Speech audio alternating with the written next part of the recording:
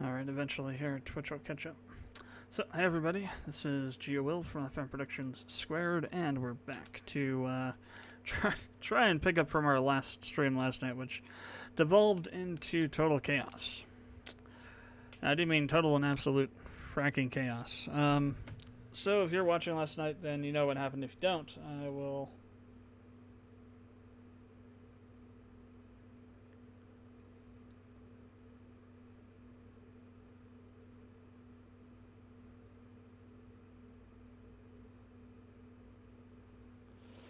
I'll relate to what happened. So, was streaming KSP, and things were going really freaking slow, and just like insane slow, and then it like ground to a halt, and then crap started happening, really bad crap.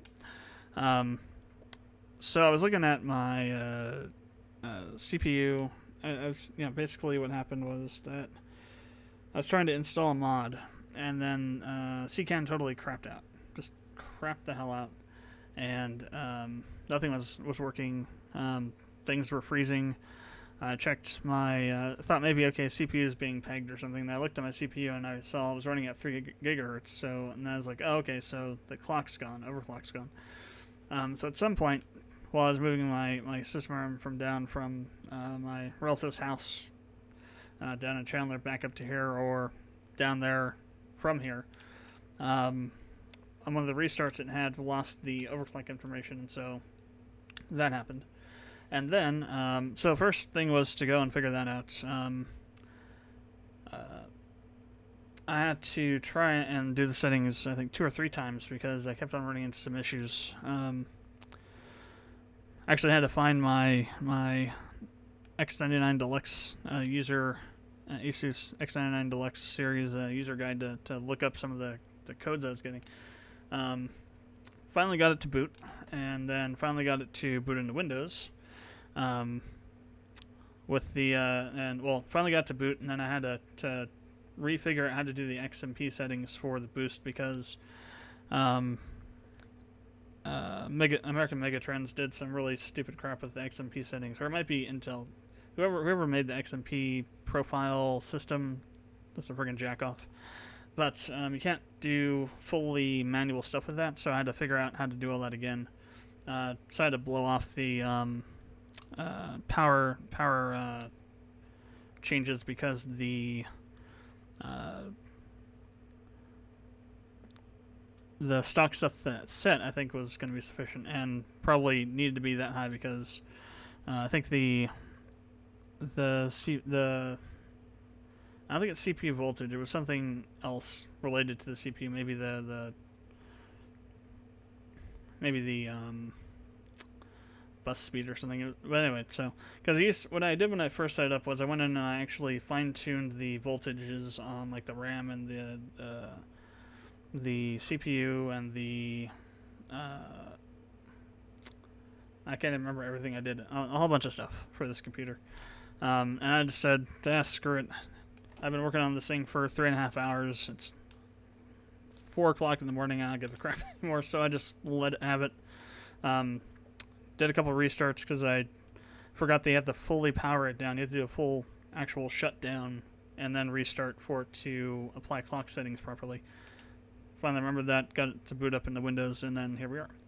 Now, once I got it loaded back in, I wanted to go in and look at the temperatures, which are normal. And then something else happened, which is that Corsair link changed. It was updated, and I noticed that this down here says controlled by iQs. So I was thinking, okay, normally what I have to do is I have to come in when I restart and basically restart the fan on my power supply, because it doesn't save it in the wasn't saving it in the profile. So the PSU fan would always be wouldn't be running. I usually set it at like a fixed 80% rate or something. So I go in there, see this, I check over here into an IQ, and I get a big FU middle finger. Oh, hey, what the hell? Wait a second. It's actually spinning. Yes. Okay, cool. Clapping. So, for whatever reason, I could not get this to spin before. I don't know why. Is it because what's the... No, it should be like a fixed... Let's now that we have it, let me see if I can get it to run properly. So it should be a lot faster than that. But yeah, so what I first thought was I came in here and looked at this and it was like sitting at 0 all the time. I couldn't get to change. And I thought that the fan was dead. And I was having like this temperature here is insane. Normally my PSU temperature, you can't see it because the thing is in the way. Let me get rid of this. There we go. Now you can see what I'm talking about. Normally my fan's speed, my PSU's temperature is like 37°C. This thing is like literally 20°C higher than it should be. Look at the fan speed is just so stupidly low. What the hell is going on? I mean, it's supposed to be spinning at 80%. This is not 80%. IQ, what the hell are you doing? Do I have to like enter for it to like register or something?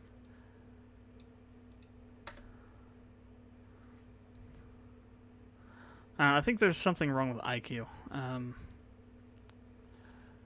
So I usually put it at 75 to 80%. And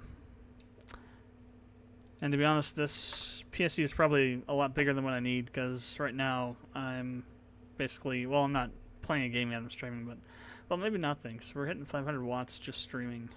I'll have to watch this when we go to KSP. But yeah, so I loaded up KSP again, and everything is fine now. Whatever was happening, yeah, see, here we go, 0 RPM now. I mean, what the hell? It's supposed to be a fixed rate, and it's not working.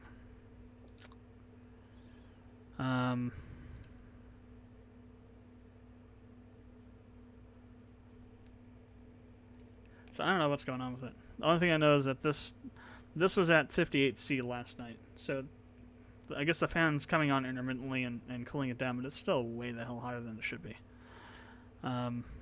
Like, so I'm used to seeing this at like under load. I'm used to seeing this at like about 48 to 46°C, and we're not even under load right now, really. We're really barely tapping it. It is old though, so that's another thing, I guess, too. This is a it's 4 years old now, I guess. I bought it in 2015, this power supply, so still, the fan speed should be going up because we're right in here somewhere, so it should be hitting 70%-ish. Yeah, it's about 70% on the fan speed, and it's at 0, so yeah, that's bullcrap. So I don't know what's going on with it. But last night, I have no clue what happened. I mean, even with the CPU being at 3 gigahertz, it shouldn't have been, like, locking up. My system actually fully locked up at one point. I couldn't do jack. I couldn't even open the Control-Delete menu to try and open the task manager. So I'll have to keep watching all that stuff. Actually, we don't need this either, so close this. Yes, I'm sure. We don't need Blender open either. I can close that. Okay. Okay, that shaved off a few percentage points on the CPU. Okay. So, tonight we're gonna start with Crisis Core. And then we'll do about an hour of that, and then we'll do 3 hours of, well, we'll do 2.5, maybe 3 hours of KSP. We'll do an hour of Crisis Core and 3 hours of KSP is what we'll do. So I need to find where, put this back on now. I need to figure out where it should be underneath my ISO folder, which is on G. Should be where this is at. Yeah, ISOs, PSP. Nope, that's not there.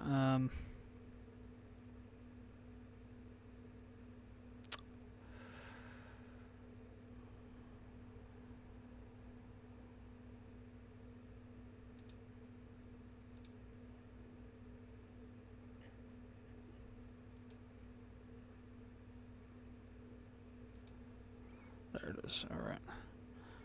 Actually, I should just copy all this over to PSP emulator folder.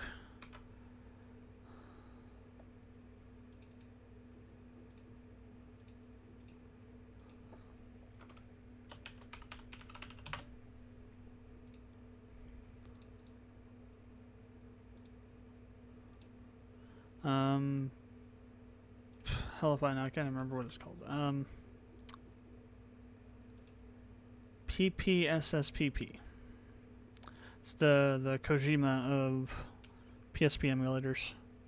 So you have the P on the P, grow a mushroom on it, and then eat the mushroom and trip out, and then go to sleep. So PPSSPP. Got a 64-bit version.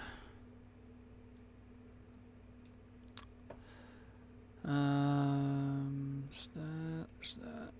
Let's stick this somewhere so I can watch it. I don't really care so much about this. I still do not get this friggin' 0 RPMs. And the intermittentness of it actually working. Package, there we go. Try and keep it as far out of the frame as possible here. Alright, so I got this connected. I need to do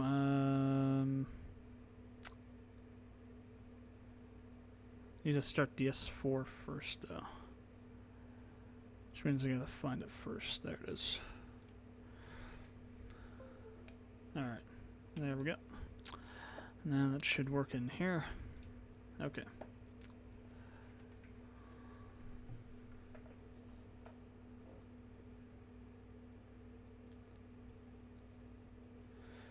Alright. I'll let you enjoy the opening here real quick for a second. Go grab some water real quick.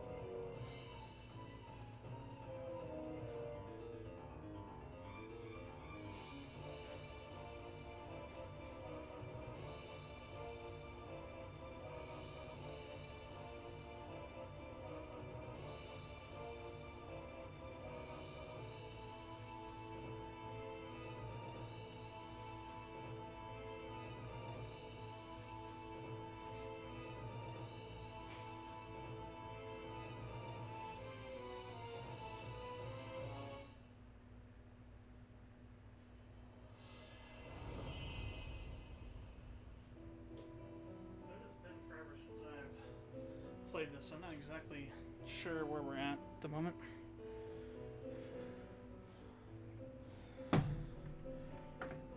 So we'll have to see. I think we just gotten done with Medeaheim, I think.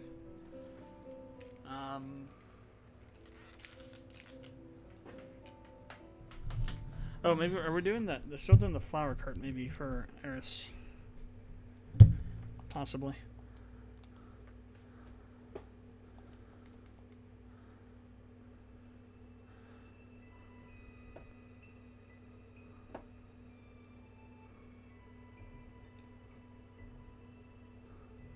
Try and center this a bit more. I don't know why I'm waiting for Twitch to catch up before I can just check this. Yeah, that looks good.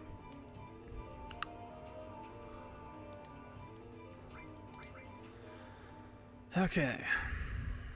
So I've got almost 12 hours into this already. Interesting. Okay, so we're at Sector 8. So what are we doing? Are we looking for...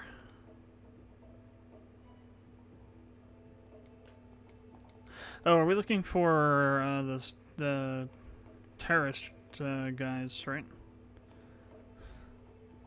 I think we were doing like I don't know if it's so much a side quest as it is a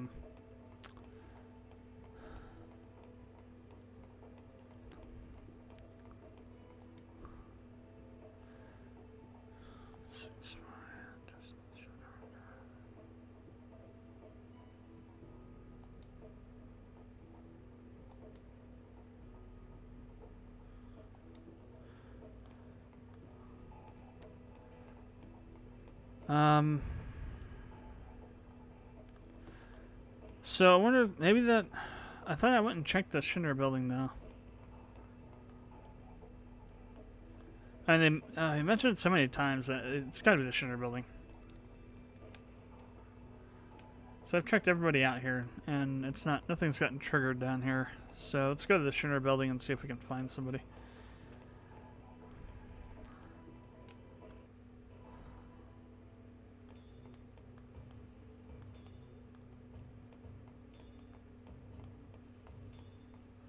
Hiding back there in the corner, maybe.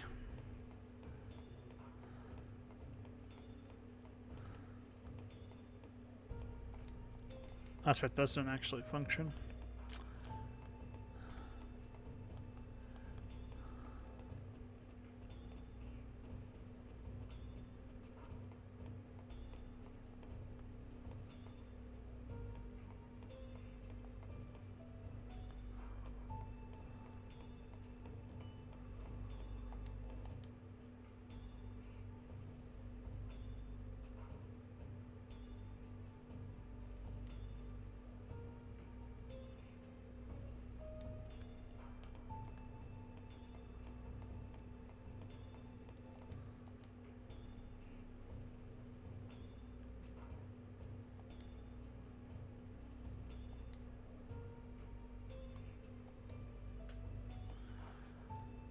So it's definitely not these two guys. Oh, we can't even go up there, can we? I think those are down only, so...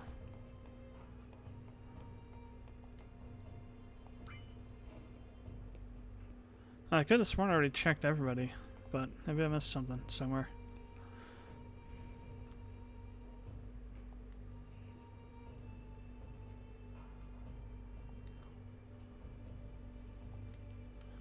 I mean, you could roll it. Swing from it.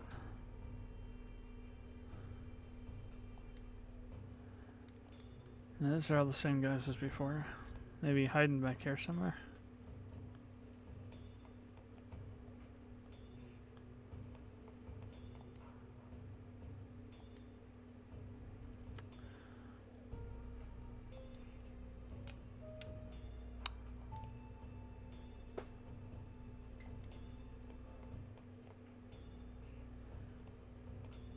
Oh wow, I just noticed something. It's like there's pieces of it missing. The handlebars are missing. What the hell? Wow. I just now noticed that. I mean, that's all the people here.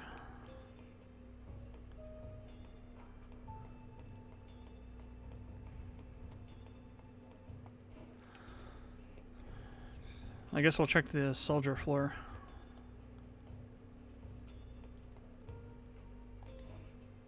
Oh, that goes back up to the exhibit room, right?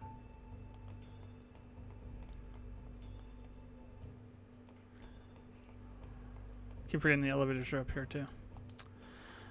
Soldier floor. And again, I thought I talked to everybody up here, but maybe I missed somebody.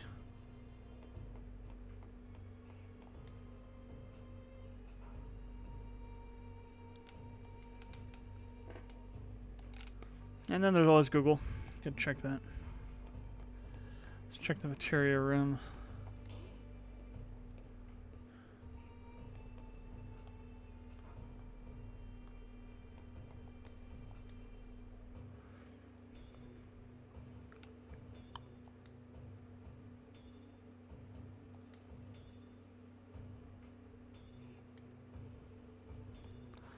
I don't think so. It's probably going to be a guard, or maybe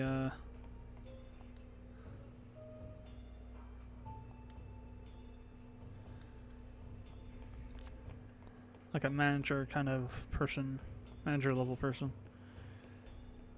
Let's check in here.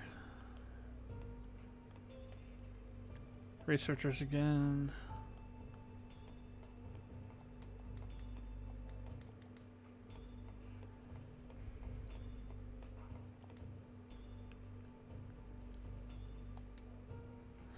Oh, this is the whole.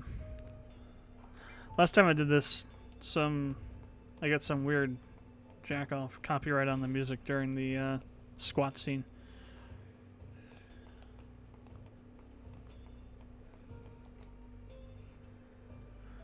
Squat minigame.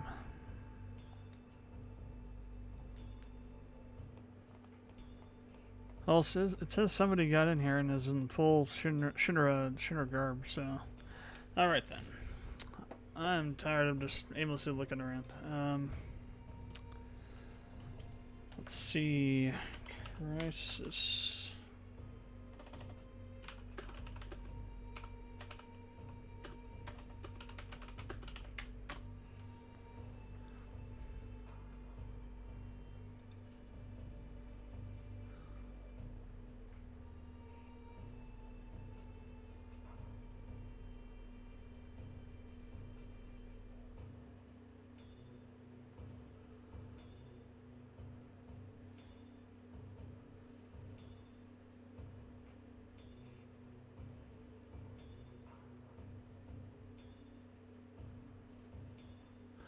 So interesting.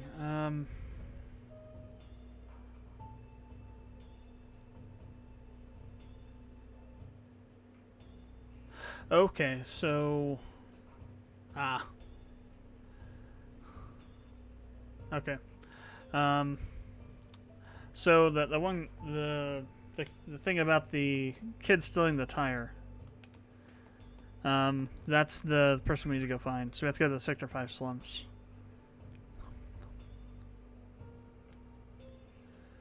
Actually, no, it says soldier. Sector 5. Okay. Maybe not. I wonder how you would figure out to go there, though. Maybe because Sector 5 is the only other place you can go. Maybe that's the key. They say that they know he has all Shinra garb. So he wouldn't risk going back to the Shinra headquarters. He's not in Sector 8 because they're looking for him, so where would it be? Sector 5 slums, I guess. I guess that makes sense. Process of elimination.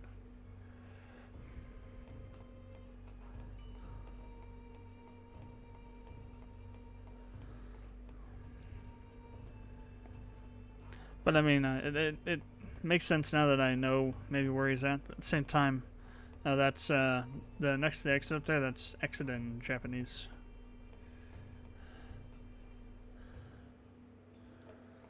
So Sector 5.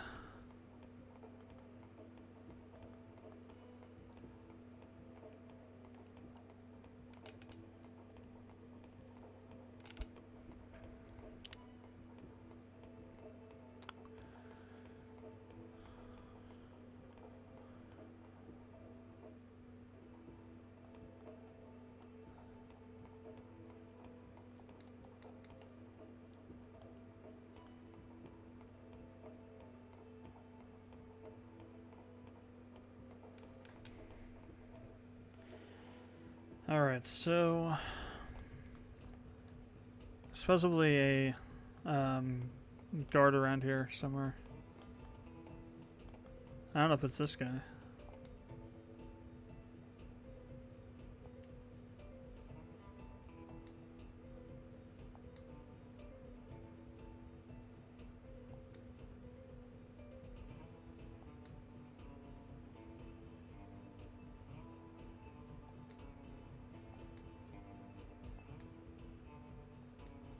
Wow, so this guy was actually a spy all along.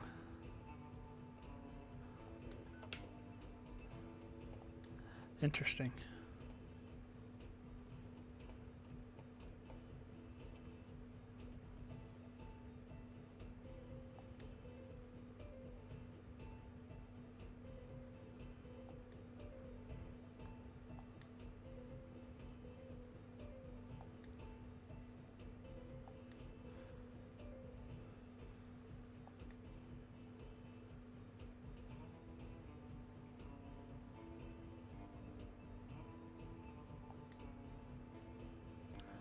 Alright, so I think this one is the guy that we were talking to earlier that was complaining about Shinra headquarters being so jacked up. So complicated. And we went the wrong way, of course.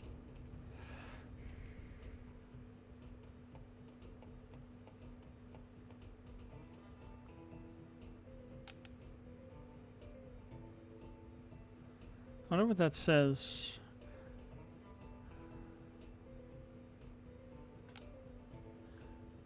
That's like maybe, no, not fried. I don't know what that says. FI something.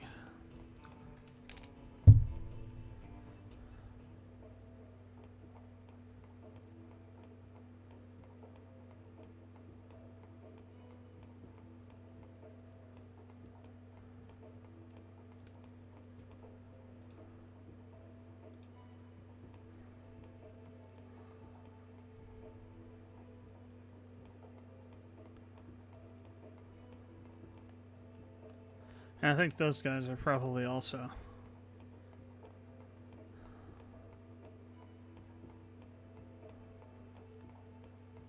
And maybe this guy. And I think probably also the one we were talking to up on the in the exhibit room near the Daytona statue. I think probably may also be a spy. Wait, that's kind of weird.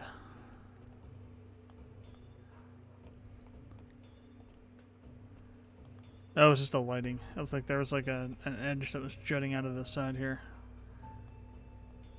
That wasn't lining up with the other section of the railing there. So we're looking for a guy over here who's gonna jump out of this thing on the third time, I guess.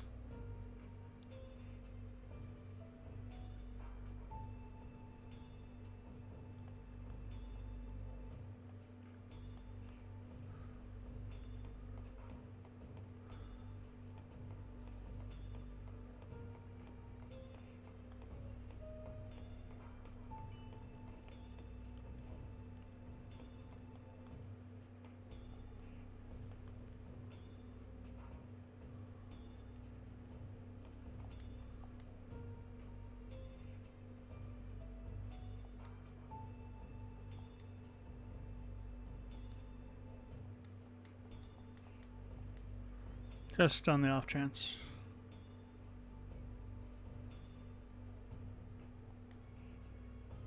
Never mind, it is this guy.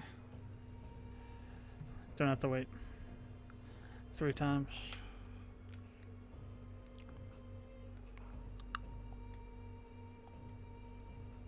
Checks up.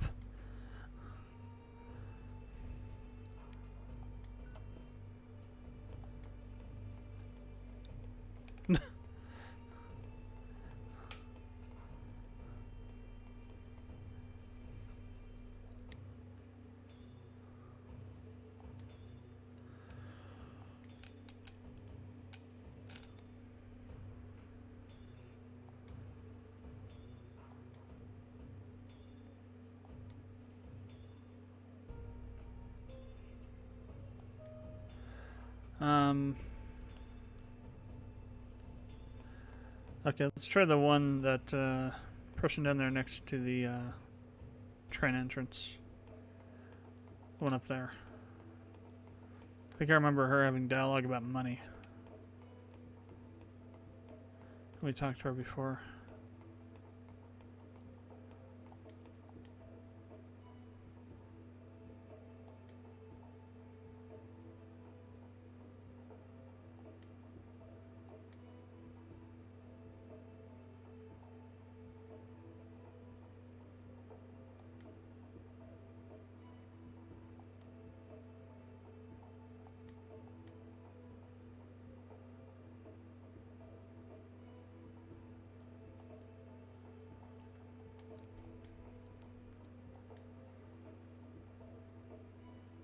Yep.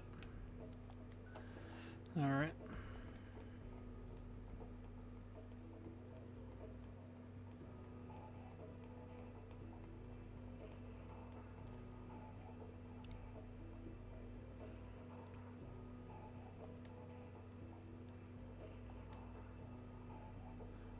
There's some issues there with the translation. It should be she, not a he.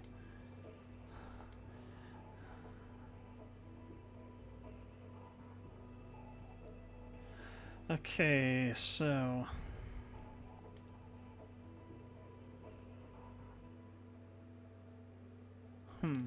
okay. This one's probably up in the exhibit room then. Well, let me talk to this guy real quick.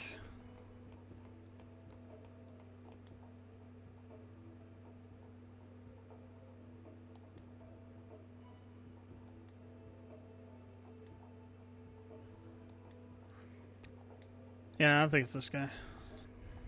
Different dialogue? No. Okay.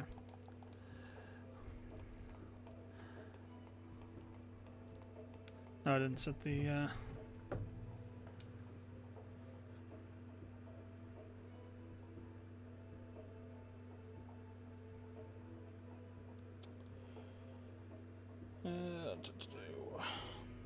probably been going at least, let's say at least 10 minutes, so. We'll set it for 40, set for 50 minutes. Alright.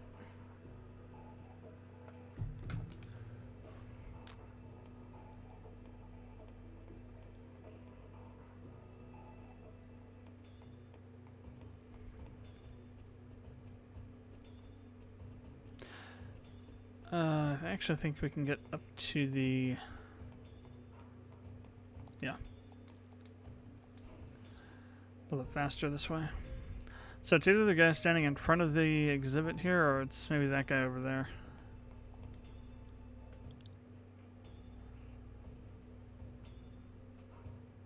Okay, yeah, it's definitely this guy.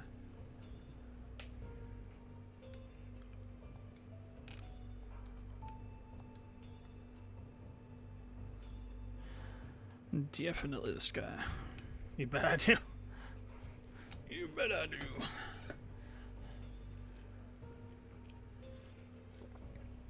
I'm a spy.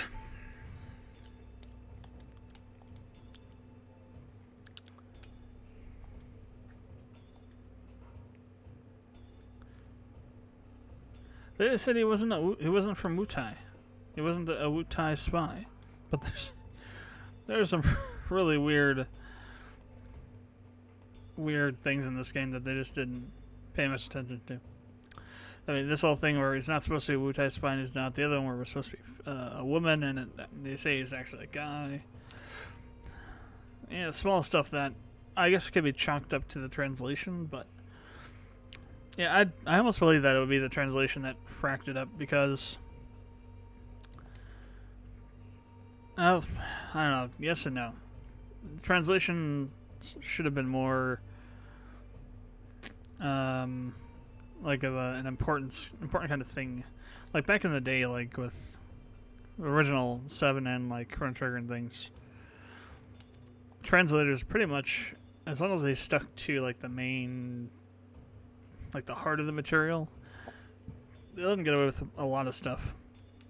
Like Frog's manner of speech in Chrono Trigger, that was all from the English translator. That was not in the original game when it was released in Japan. Let's see. Soldier operative who was... See, this one is charged against a soldier who was in the Wutai operation. Probably means you. Okay.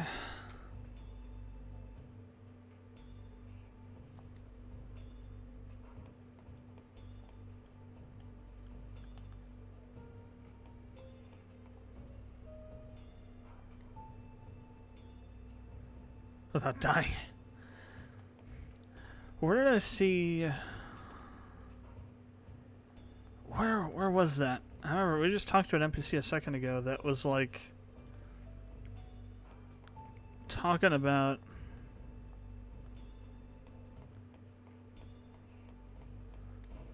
That might have been one of the ones that we already caught and they were just bad-mouthing me.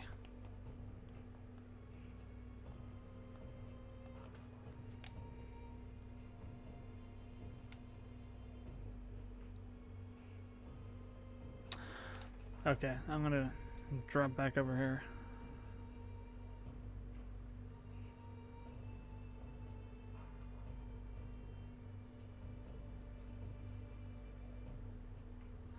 Okay, boy in Slum Street East.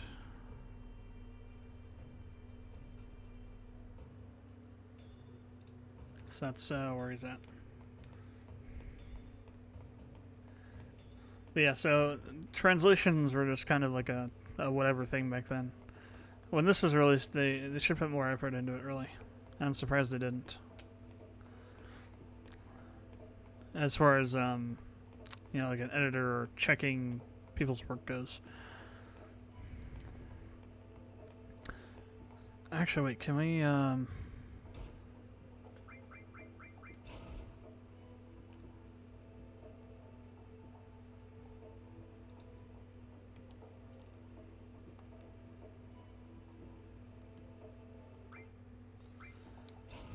wasn't it like a fast travel menu, or am I thinking of some other... I must be thinking of some other game. For some reason I thought there was like a fast travel thing in this game. Maybe I'm thinking of, I don't know, any other one, any other game released recently. But I thought there was a way to like open up a menu. So, street, not here, but out here somewhere. There is a kid who's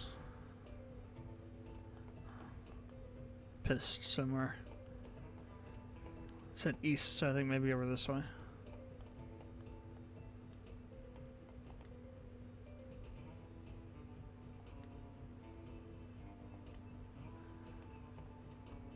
Actually, this is west.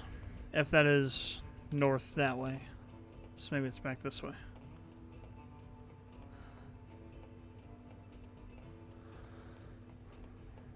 Church entrance.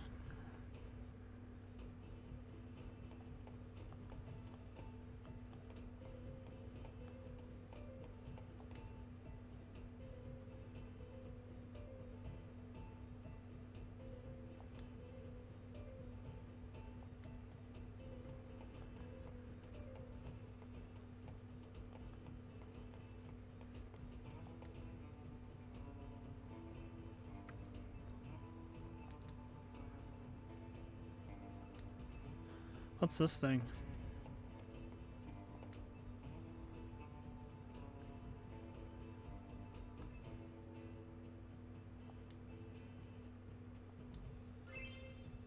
How to build? Oh, there it is. Yeah, okay.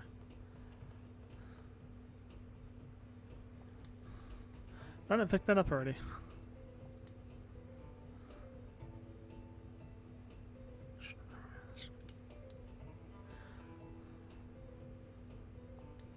And nobody else would pick it up, so I guess that's why. It was a semi-smart idea.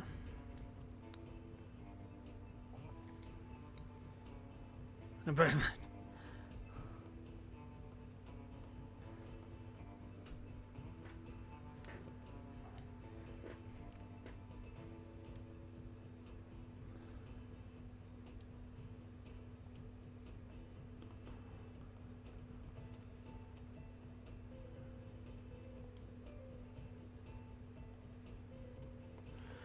Alright, let's go see if we can find this kid.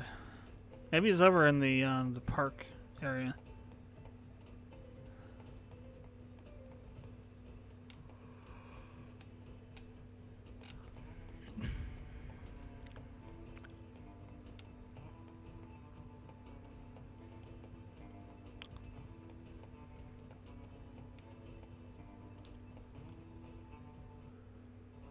Perchance.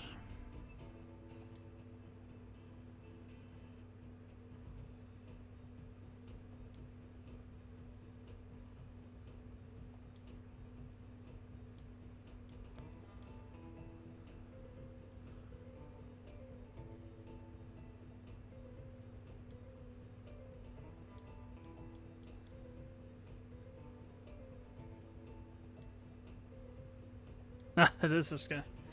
This kid. Watch, he's gonna be like a grown-up now when they show him. He's gonna like, you know, vanish into a... Yep. Man, he grew up. He grew up pretty quick.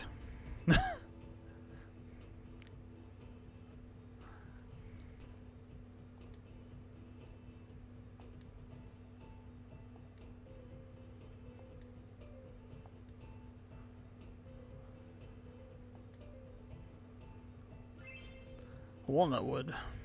Really?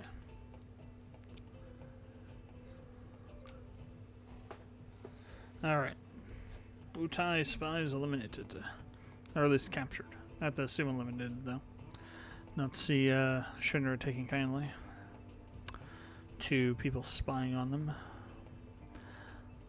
I mean, Avalanche blew up a couple. Well, blew up one reactor, tried to do another one. They dropped a plate on top of an entire sector, so. That might be a bit more. Well, technically, though, Wutai was at war with Shinra, so it's like another level of hostility as opposed to terrorism. I don't know. Alright, flower cart time.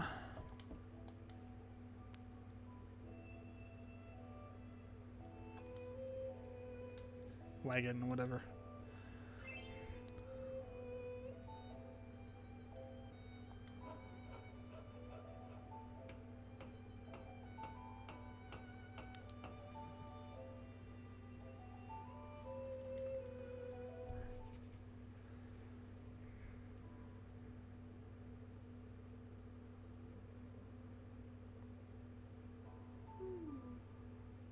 Not quite what I expected. Really? I think it's fine. It's all about the flowers anyway. I want a nicer one. Stop being so picky. A tiny little wish. That's all. They're tiny, but you have lots, right? That's right. Want to hear? How many you got? 23? Write them down, so I don't forget. There are new developments. What? Headquarters, now. Word stuff? Sadly. Here.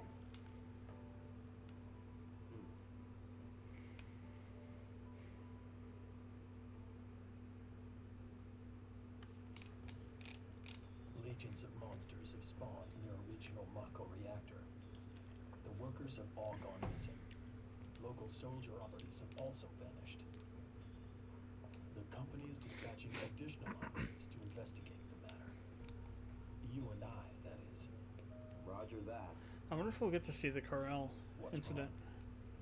Well, you know, I thought you found something out about that other matter. The missing operatives were the ones tracking Lazard. Also, they had reported a strange pod-like device in the area. Is that Hollanders? Probably the same device that was stolen in Mordeoheim. Meaning Lazard, Hollander. and Genesis? We'll have to go see them. Let's go. First, go to the soldier floor. We'll depart as soon as you and the rest of the men are ready to go. Understood. Our orders are to investigate the reactor. They mention nothing of old friends. Depending on what happens, I may abandon Shinra.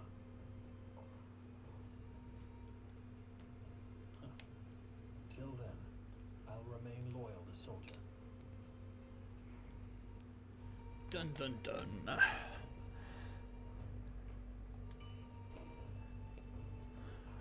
Council.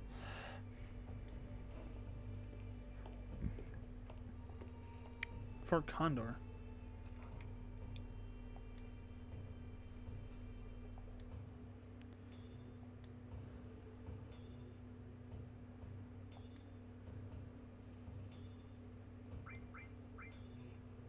Nah.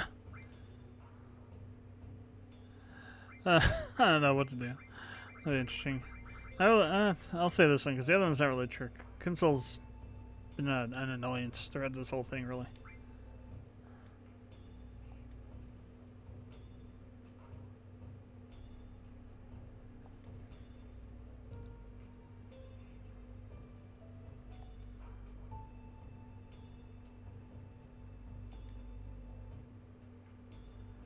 Should go to the briefing room real quick and grab the equipment.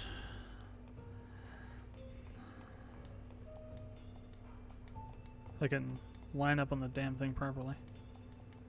Alright, maybe I already grabbed it. Maybe, I guess I already got it. It's not letting me do anything. No, I must have already gotten it. Okay then. Off to Aerith. Let's go see what these other guys have to say, if anything.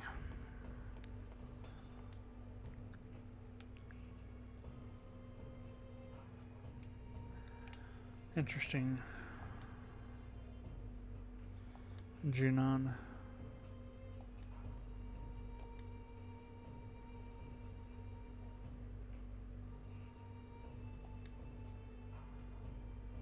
Gungaga. Oh, that's right too. There was a reactor in Gungaga, but it exploded, I think. Junon. I thought Junon's reactor was underwater. Or did they have two?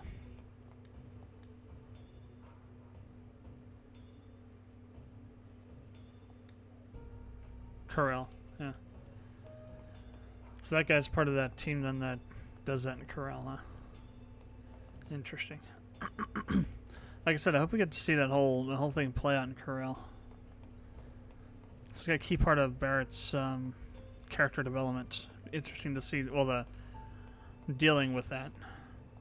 Would be interesting to actually see the actual event itself play out from Zach's perspective.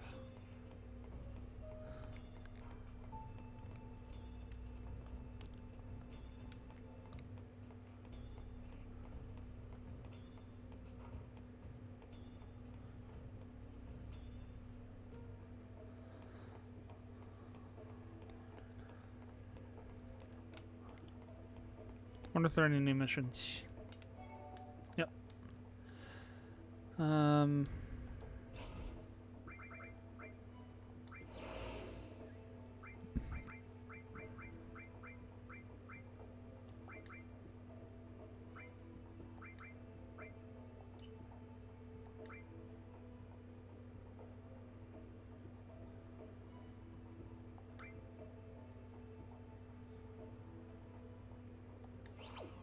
Okay, that unlocked this whole thing, I think. Alright. Activating combat mode. Outskirts of Wutai, but we're in Kerbal Desert. Jeez. Conflict resolved. Oh, these guys are friggin' weak. X potion. Activating combat mode. Bring it on. Where do these? Oh, yeah, those guys are actual. Those things. Conflict resolved. I think they use that model for one of the bosses at the when you're fighting Godo. I think one of them is using that as a model. One of the bosses. I could be wrong though. It might be just the area around the mountains there. One. I just leveled up. Dispel. Interesting. Conflict resolved.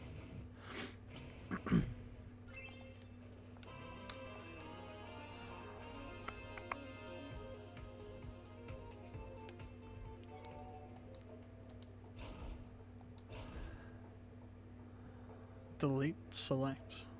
That's weird.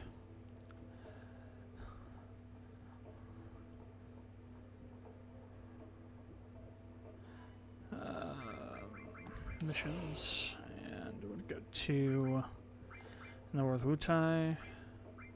Wutai Soldier Monsters.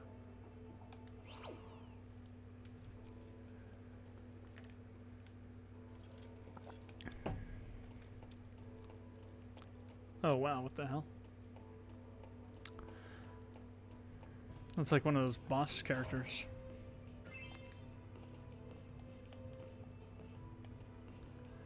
Is that the only enemy? Activating combat mode. Apparently not.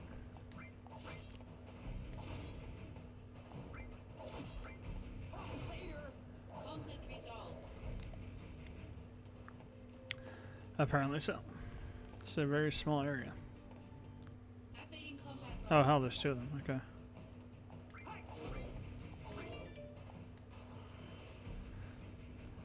Combo attack. Oh, that was weak. God.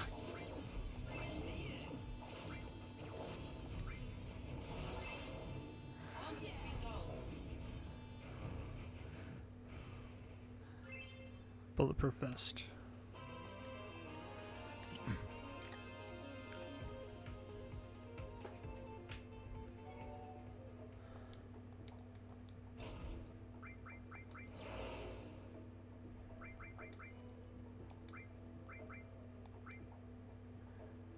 Fort Tamblin's fallen, but many of the fighters have escaped, refused to disarm, and blah blah blah. Okay.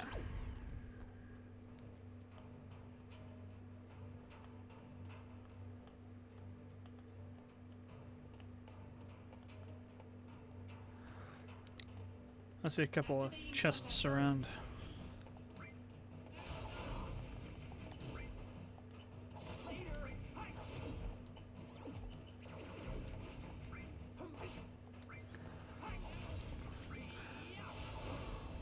Conflict resolved. Activating combat Oh mode. crap.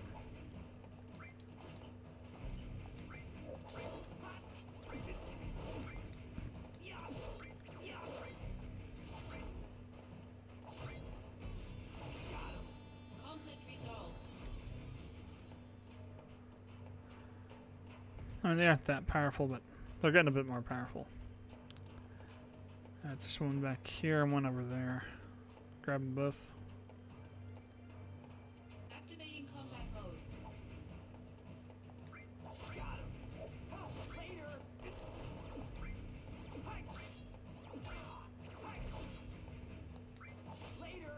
Conflict resolved.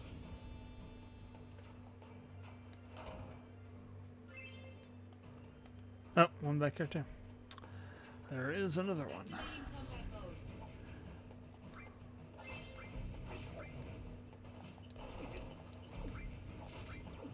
I was hitting Conflict resolved. circle instead of square.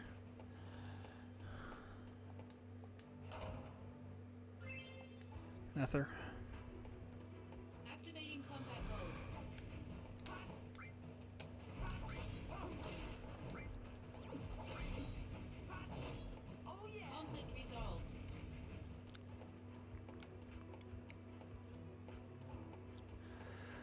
Surprisingly, that rocket I made in KSP actually works. I was actually able to do a lot with it, really. Should get us to Minus quite easily. Conflict I resolved.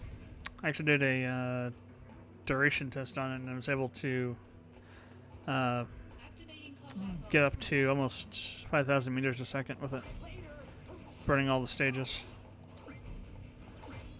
So that's way more than enough. Conflict resolved. It's able to do a small turn too. Not much, but a little bit of one. We got another potion. Alright. Activating combat mode.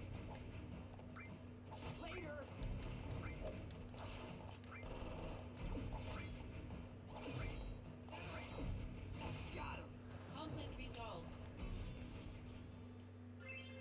Libra.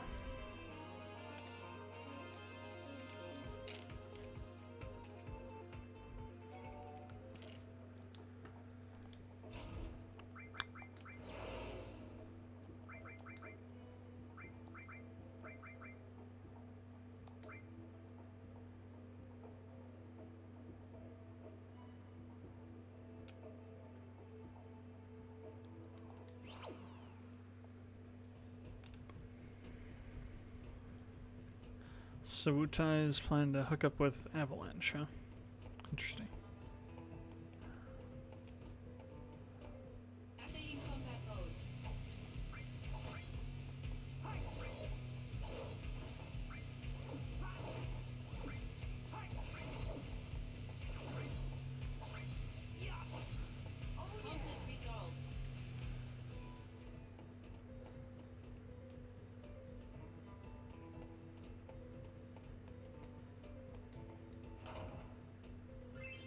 Thunder.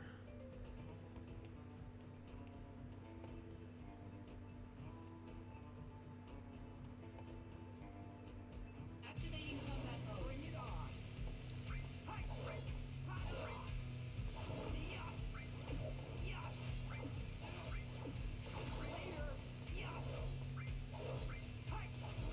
Conflict resolved. Probably only one.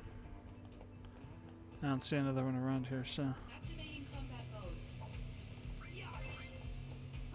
Huh, two at once. Conflict resolved.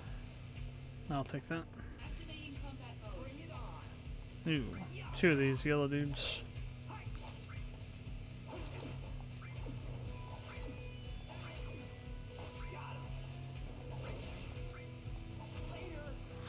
resolved. Muscle belt.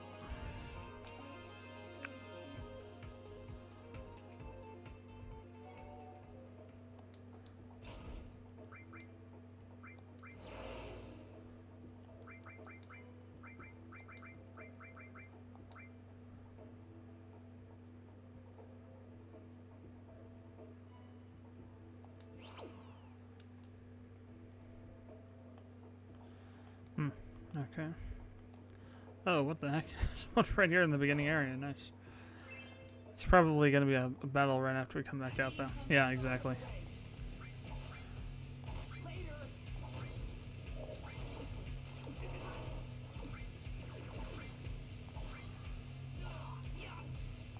Oh, hell.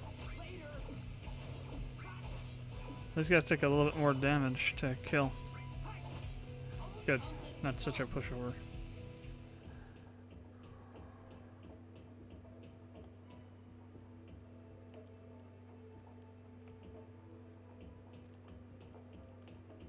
Activating combat mode.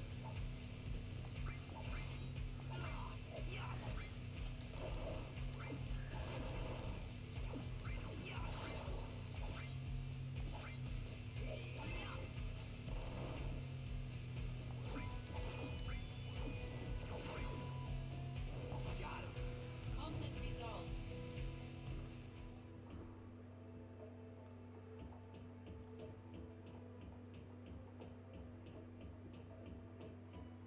Activating combat mode. Bring it on.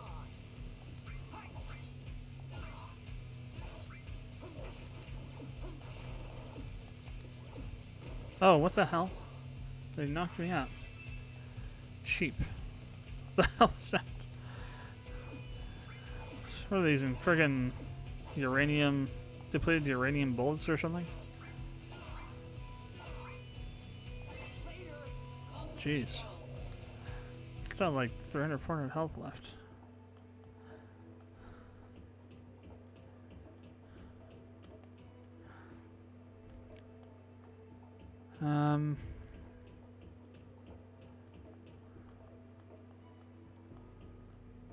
I mean, maybe, possibly.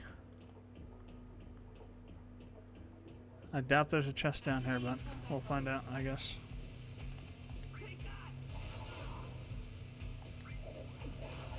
Modulating phase.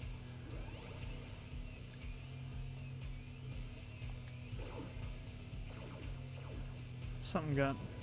Oh no, 6, Conflict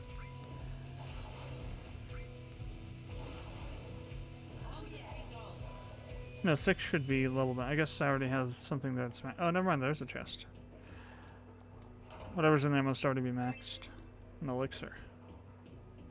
Okay, I guess that was worth it. Somewhat.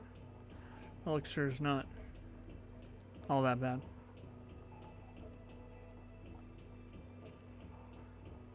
Ah, come on. Through the door, Zach. Activating combat mode. Bring it on.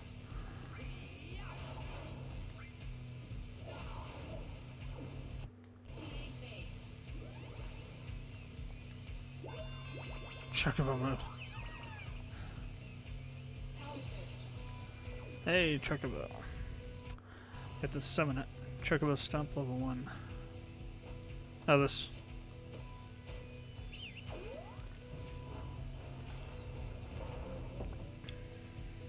What the heck? He has more than 2,000 health. Conflict resolved.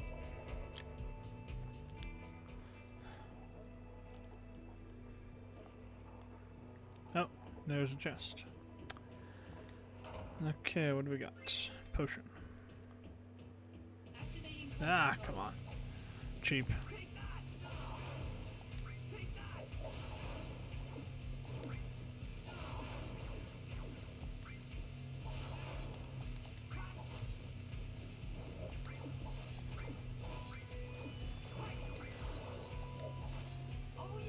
Conflict resolved. Activating combat mode.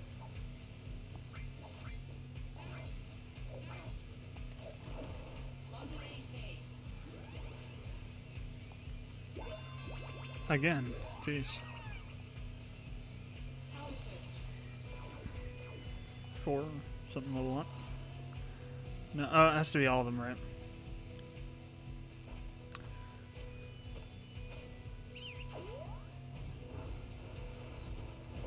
So that'll take out, I think, quite a... Oh, it took them all out. Okay, good.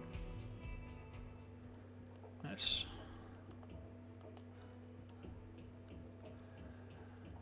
Okay. Activating combat mode.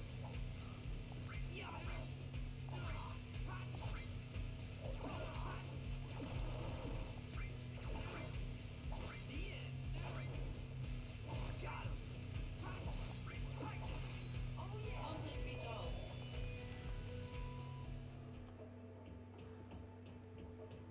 Activating combat mode. Oh, jeez.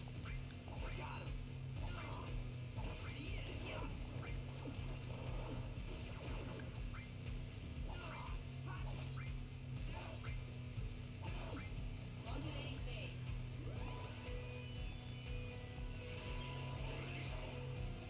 All kinds of stuff going on here. Power Oh, Bahamut. Nice.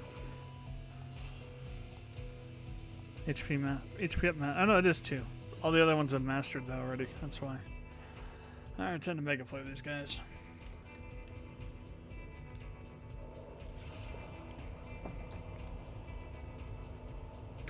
Into the ground.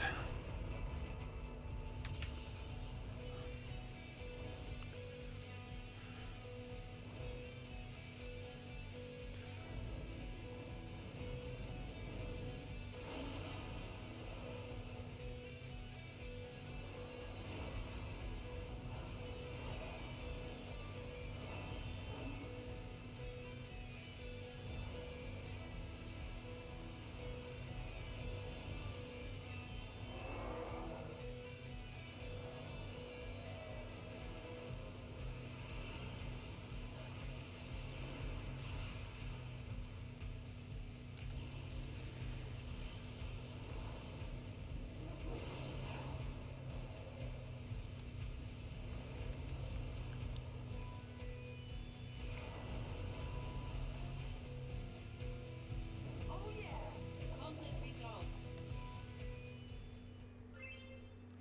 Mute shock. That's interesting.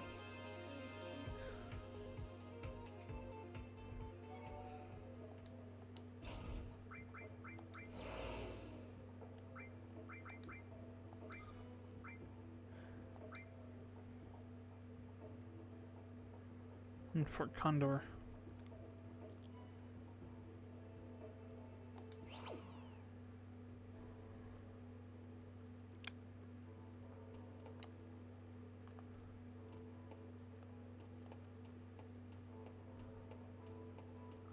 Activating combat mode.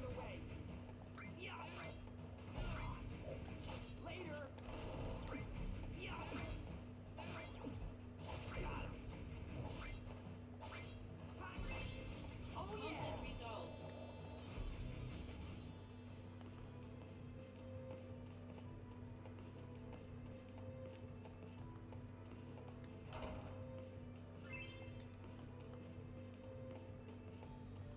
Activating combat mode.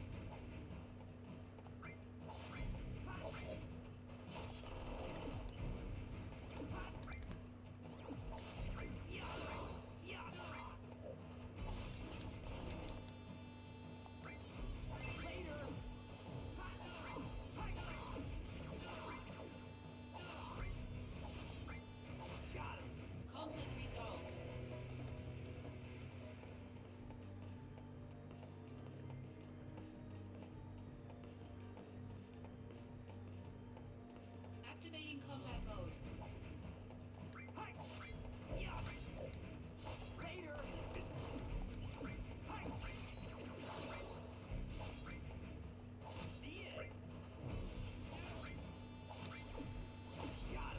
Conflict resolved. Oh, one of these guys again.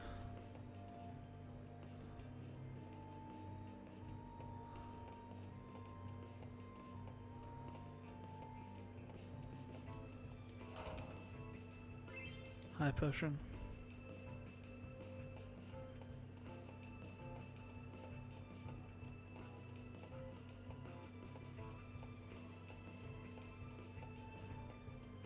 Activating combat mode. Nothing over here.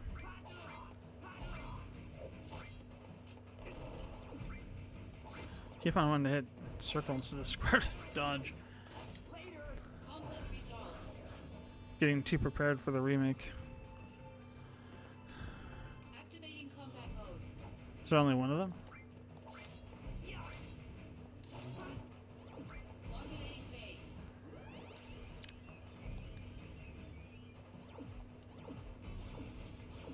Power surge. Meteor shots. The power of soldier. All right, here comes the big one.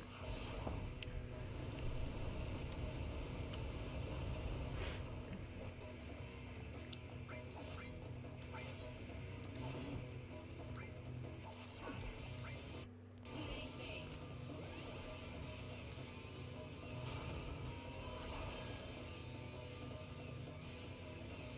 Power surge. Nice level up.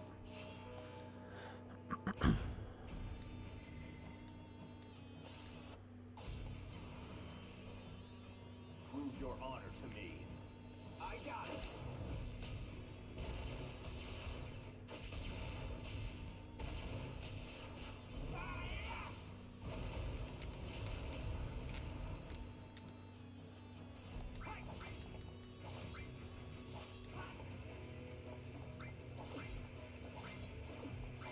Oh, he's concussed.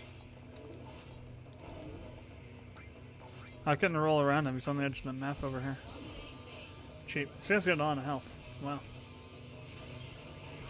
Oh, summon time. Let's see if we get A for it. Oh wait, we have Odin in here too, don't we? I just saw him.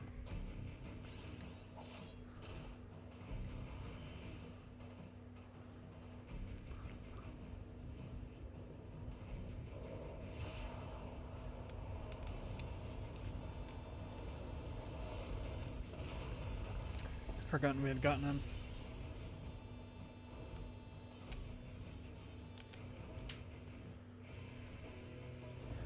Bahamut seems to come out quite often. I think we've had Ifrit maybe once. I don't think we've had Odin yet. And there's still some other summons to find. I think one of them's probably Shiva. And maybe... I don't think they have Knights of the Round in this. It'd be cool if they did, though. But I don't think they do. It's probably Shiva and... I mean, they're making Odin kind of the lightning guy. I think. So they wouldn't have Rama. I don't know. I think Shiva is definitely in there somewhere. Guy's still alive. Modulating phase. Power surge. 1, 2, 3. The power of soldier. Meteor shots level 1. Comes the big one. I wonder if the very first number determines the level of the summon, or summon the. Oh crap! Didn't dodge that one.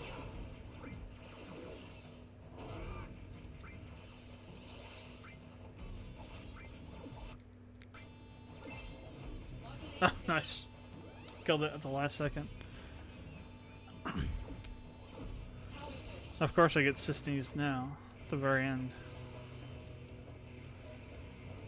Is it actually going to use it? I guess so. It's not an attack. It's not an attack limit, so it doesn't require any NPC present. Nice. Conflict resolved. Champion belt. Poison blade.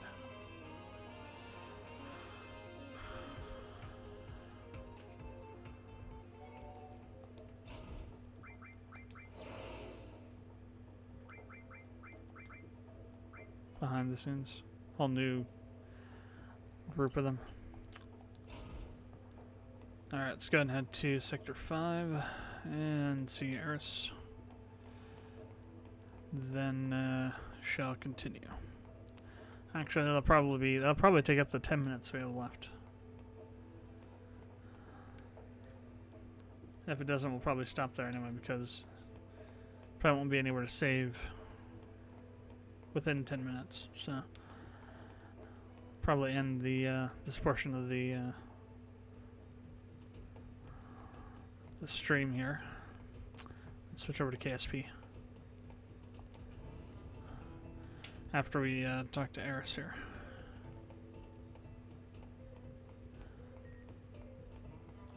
We got mail, all kinds of mail. Analysis of simultaneous attacks. Determine that the 5 locations do not cost a soul. Yeah, so avalanche. Okay.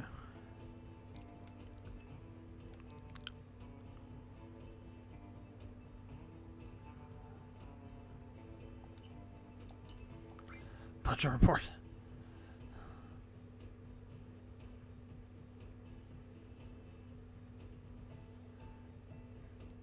So the security of the place was just like put to the rear. So they take 3 million gil out of that and give it to the Arms Development Department. That's Heidegger's, isn't it? Or is that Scarlet's division? Or department? I think it's Heidegger's. I could be wrong though.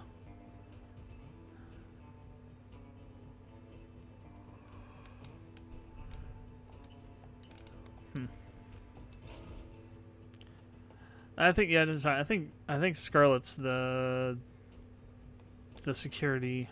I could have it backwards. Maybe Heidegger's security and Scarlet's the development, weapons development director. She'll have to look it up later.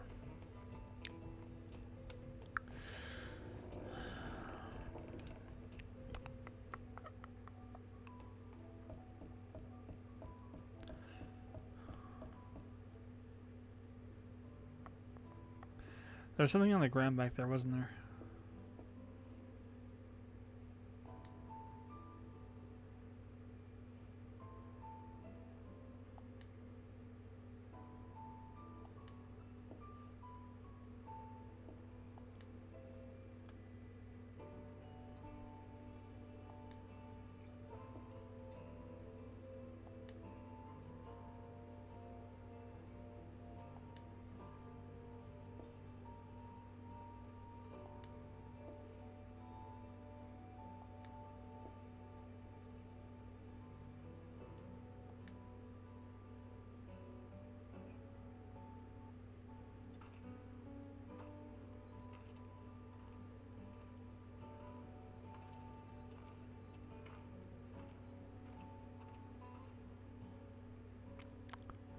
Zach needs to break out the WD-40.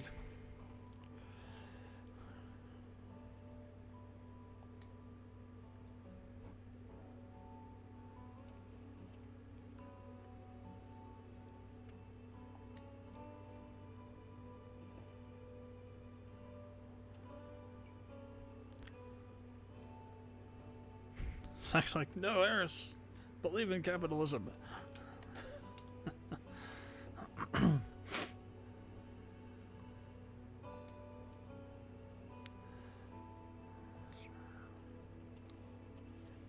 What the hell, Zach?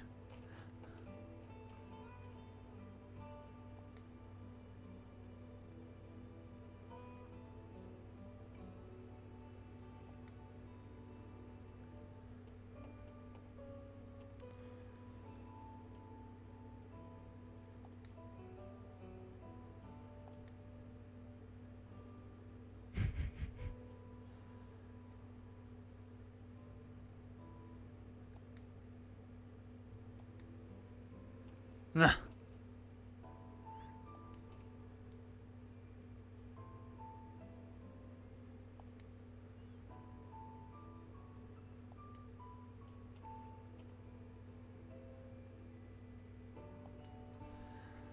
That was that guy.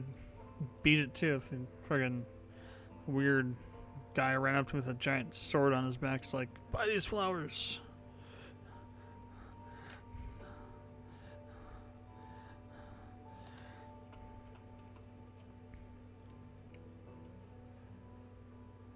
Song.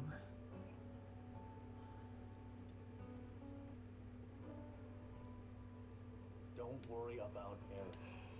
Protecting the subject is part of surveillance duty. You're the only one I can depend on. Hey, why are you laughing?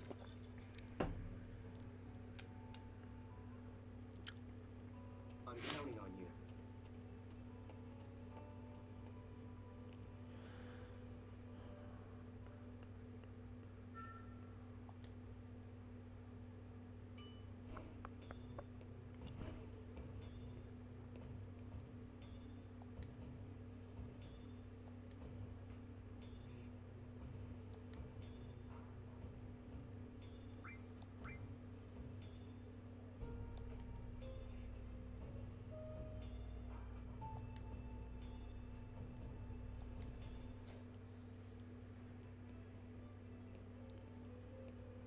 And there's Cloud.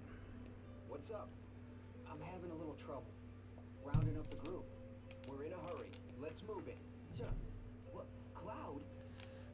Together again, huh? All right. Thanks. Hold on. I'll get everyone.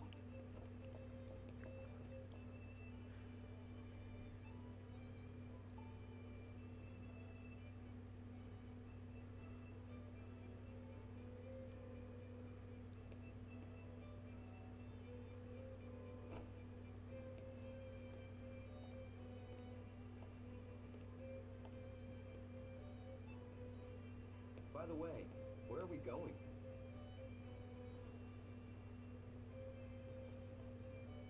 To Nibelheim. Interesting.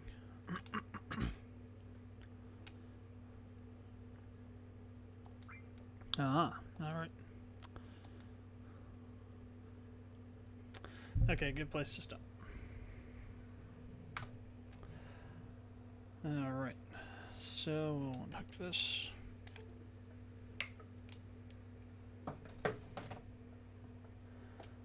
And turn off DS4.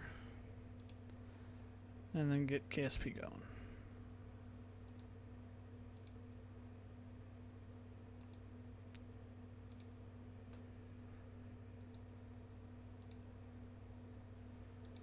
So turn this random crap off here.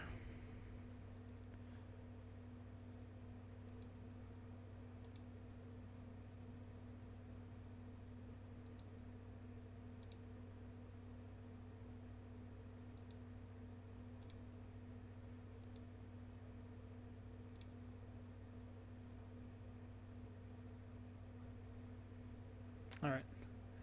Should be good. Oh, damn, I forgot about that. I do have some updates to do. Let me go and do that real quick.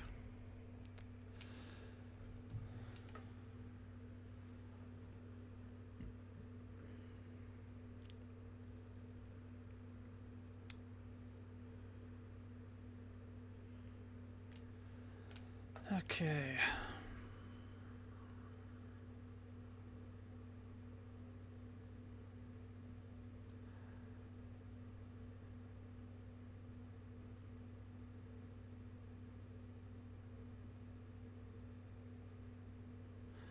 But no, that rocket worked pretty fine. We'll see how it runs while I'm actually streaming, though, because I wasn't streaming while I was flying it, so not quite apples to apples, but should be fine. I've only got 38% usage right now on the CPU, so plenty of headroom. I've got it running 3.94 gigahertz. I was gonna put it at 4.25 where I had it before, but I decided to drop it down to a 4 gigahertz, about a 4 gigahertz clock, because the chip's getting kind of old, and the power that it was I think XMP set to like 1.9 volts, which is insane. But this computer's I'm almost done with this computer anyway, so I'm fine if it decides to crap out. Processor, that is. Probably in about another 2 or 3 months I'll be building a new one. Maybe I'll wait till October. Well, yeah, no, October is 2 months. Holy crap! Actually, November is almost in 2 months. It's almost September now. Jeez, I'm waiting for Ryzen 3 / whatever AMD's doing with their video cards, which is supposed to happen later this year before I build a new system. All right, it's definitely going to be an AMD system now. I was thinking about doing an AMD processor, but NVIDIA graphics cards. But all the recent controversy with NVIDIA is making me rethink that. Just mainly because, from what I've read, Vega wasn't really that impressive. But the only thing that NVIDIA has that AMD doesn't is ray tracing, and that's almost nothing uses ray tracing, so it's pretty much a useless feature that adds like 20% more to the cost of the card. Granted, it's future proofing, but at the same time, is it worth 25% more? I don't really think so.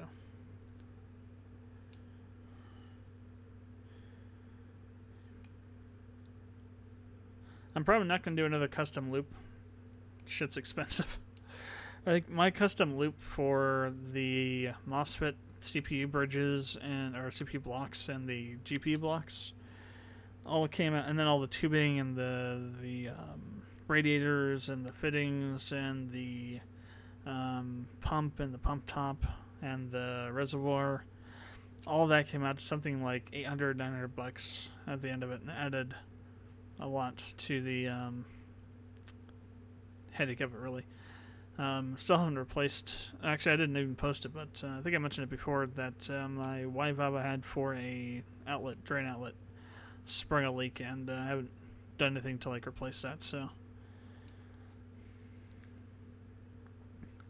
I will say that Mayhem's pastel white lasts pretty well. It does a good job. The inside of the tubing is kind of covered in kind of like a pasty gunk, but it's not in the coolant. It's not in the block or anything. I think it's some sort of reaction to the tubing I picked for some reason. The block is clear. The GPU and CPU blocks are clear. There's no buildup in those. After 4 years, not even doing one flushing of the system, which is I think that's pretty good.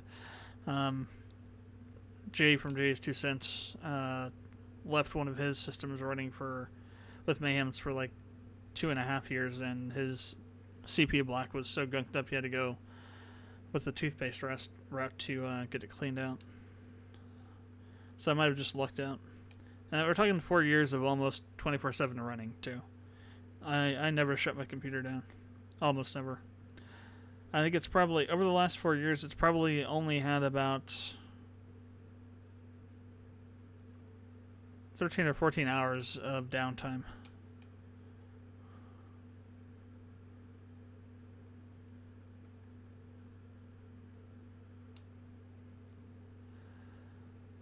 Have to wait for it should be a little bit faster because we're running at a higher clock, so it can process stuff faster, but it should be still a little while. So what we're going to be doing tonight is we are going to aim for Minmus with our giant, insane, shiny rocket.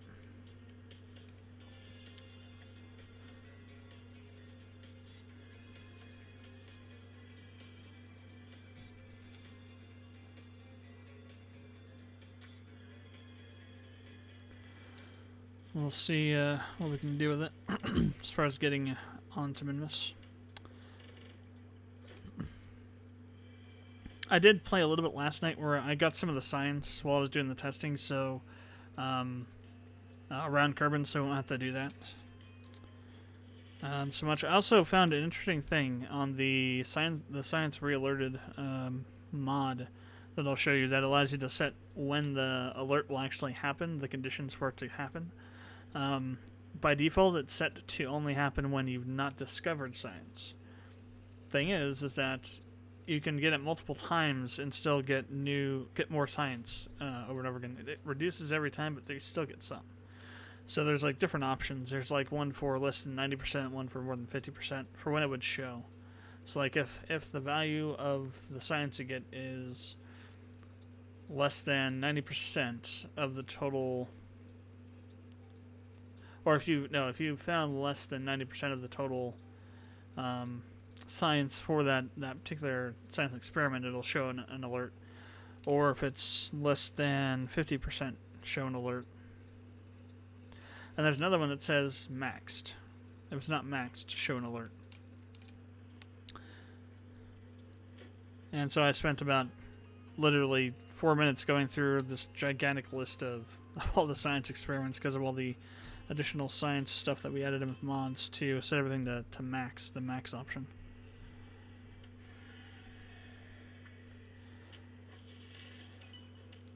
So we'll be finding certain things that we can do that'll give us like 0.x amount of science.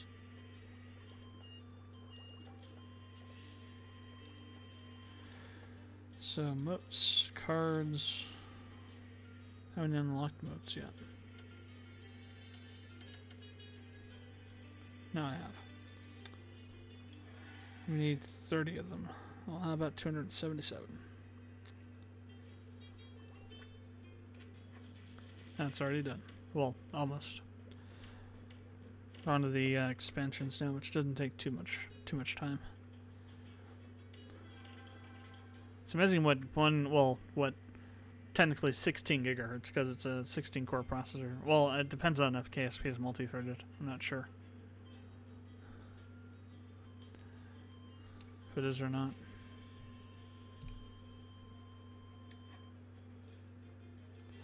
Squares. 9 million. Okay.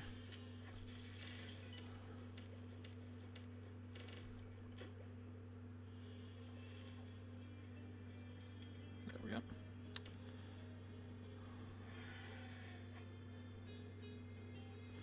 Herbert von Rosenberg. I'll give Adventure Communist some props for the researchers. There's a lot of memeable material in there, and subculture, pop culture references and whatnot.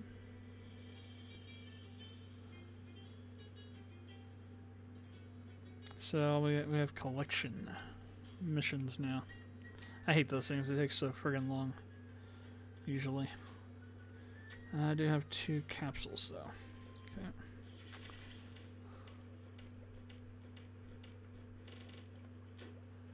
Alright, load into the main menu. Oh, other thing I found out is that you can collect samples in the ocean. I didn't know that. When I landed in the ocean last night, I got out to do an EVA and saw take sample. So I was like, okay, what's this do? And I actually took a sample of the ocean water.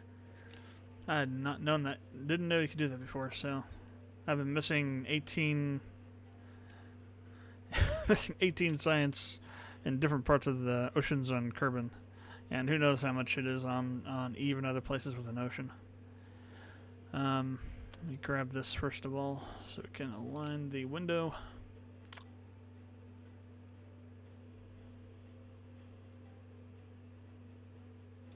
Okay.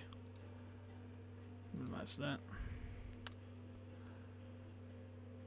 I would like to be able to see the temperature of the... Good, I'll put that down there. No, 0 RPMs. Damn you, IQ, what are you doing to my...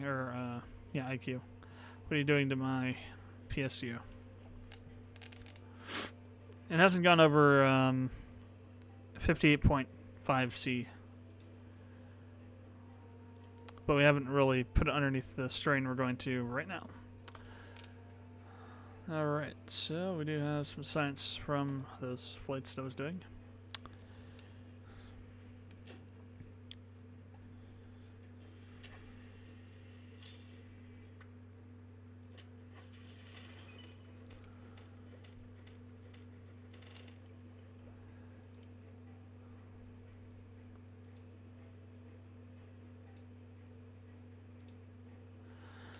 Okay, let's go to the science center real quick here.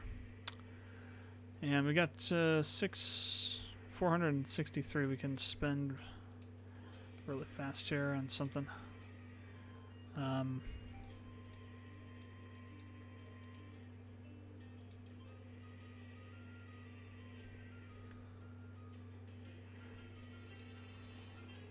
Precision engineering.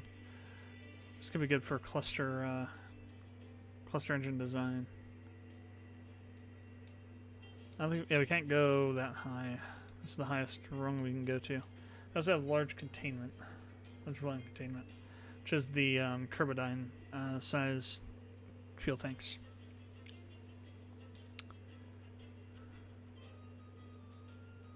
PAL forklift. Not compatible with NSCT monitors.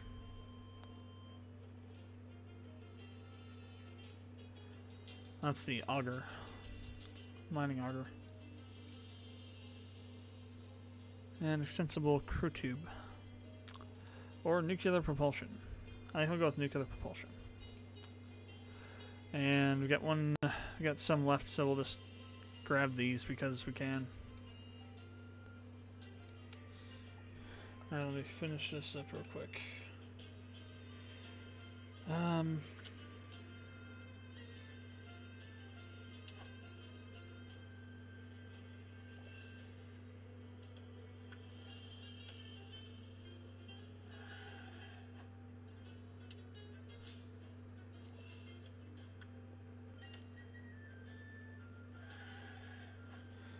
I honestly expected it to take longer to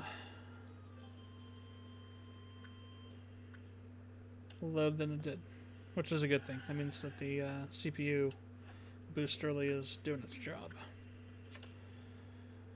Alright. So, magic.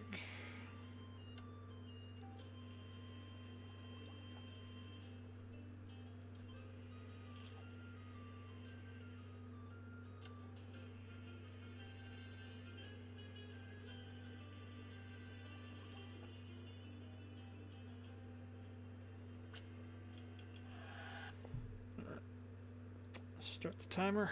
2 hours and counting. Alright. So, let's go ahead and leave. I'll go to the launch pad and we'll just bring up our ship here. Alright, so we can try and get to Minimus. First thing we gotta do is get to orbit. Then we got to do an inclination burn. Get ourselves on the same inclination as Minimus is, and then we gotta burn out there, land, and come back.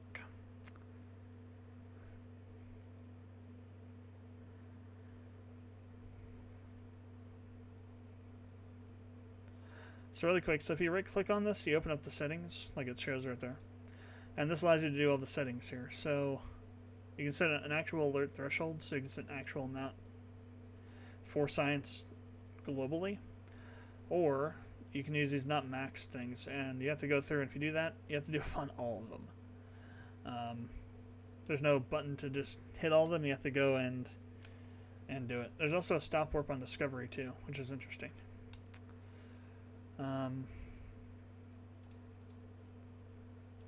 Right click on it again to close. So as you can see, we have a whole bunch here with the blood sample, the 2 Kraken specimens, but also we have some other stuff. Actually, I should do all but EVA. Let me close this. Then I can just get them all here. And we got these other ones now since we still have some to get.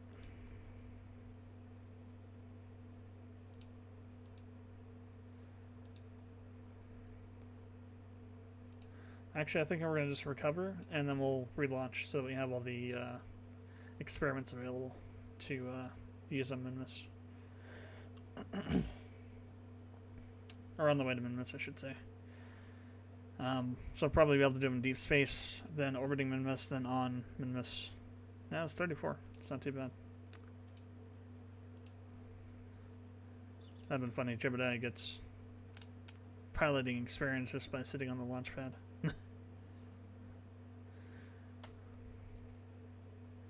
He didn't, but it would have been funny if he did.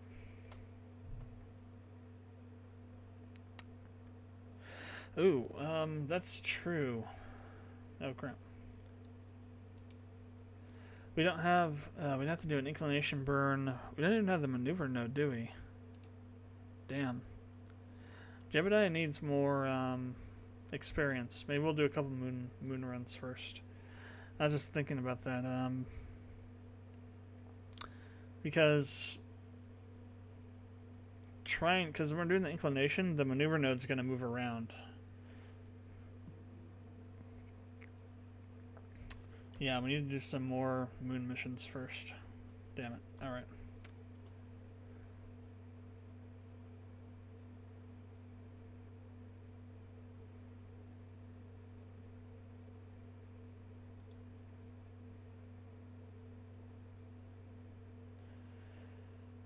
Pilots provide assistance flying the vessel. Full vessel control without comnet access. Stability assist. Prograde retrograde hold. Experience managing logistics. Ability to function even when far from home in adverse conditions. So yeah. Log. Orbit around Kerbal and land on the moon equals 5. So that's how much experience. So if we get out to orbiting around Kerbal, he gets 2 experience, and if we land on the moon, he gets 5 in addition, I guess. Interesting.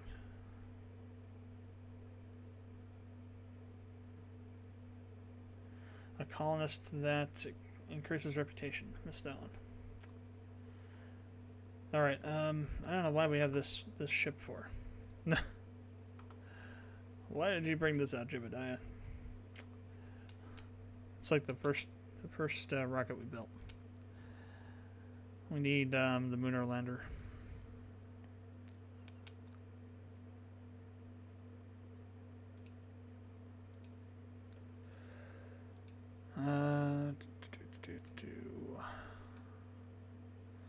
That would be. Oh, it is. Oh, that's interesting. This should be 9 a.m. Well, no, I guess that's true. This is meant to go to Minimus and land on Minimus. So I guess it would be A. This is the more advanced version of this one.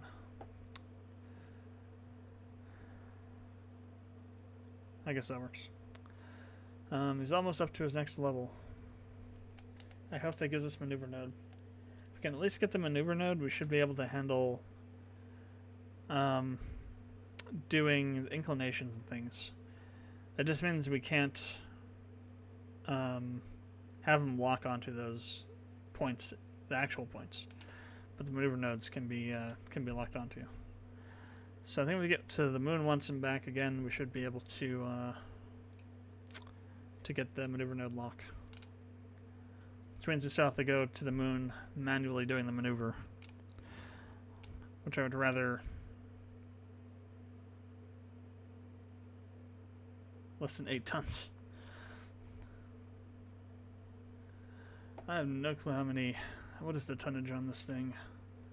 I'm gonna bet way the hell more than. No, that's not it.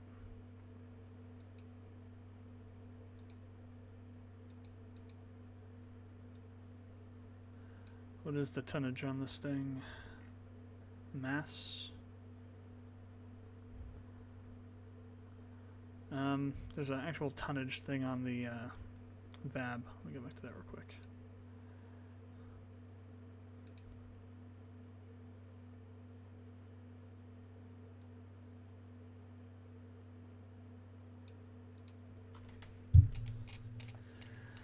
Less than 8 tons.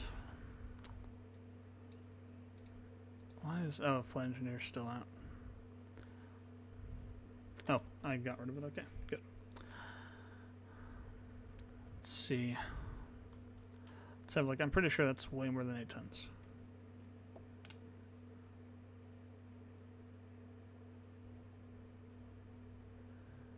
Tonnage, tonnage, tonnage. It's not that one, it is this one. Oh yeah, no, that is way more than 8 tons. That is exactly 416 point something more. No, 417 point something more tons than 8 tons. Let's see, let me do a new ship real quick. So if we're going to try and do 8 tons, a lot of that though, a lot of the weight though is the all the science crap I shove onto those things. So we don't have all the, if we don't have the science crap, we don't need all the extra parachutes. We can do the one on the top. Let's do a fuel tank. So I'm gonna say reach the moon as in actually orbit it, not land on it.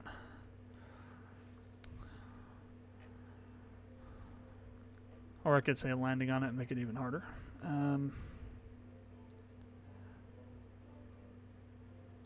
So that's half a ton. Actually, let's do a heat shield. We'll just do one heat shield though. Oh wow, that's the higher. That's why it's the higher one. Third of a ton still. Trying to save space, so.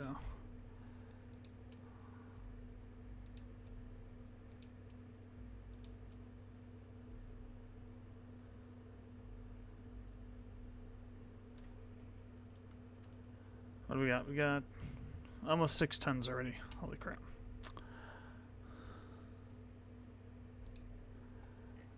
Okay.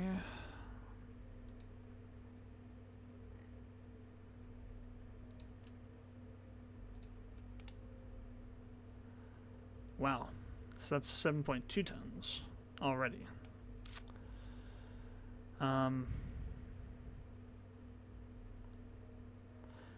Yeah, no, I think you probably need to have some sort of non-standard fuel source / engine. Like, say, a nuclear engine that can just go as long as you have the proper cooling on it. Which I haven't unlocked enough of that to do it, so probably won't be able to do that. Still, we'll do this Super Moonlander.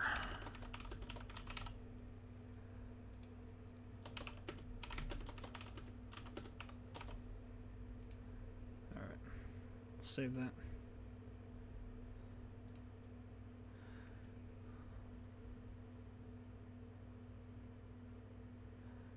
It's probably, maybe there's a way to do it with the like this kind of stuff, but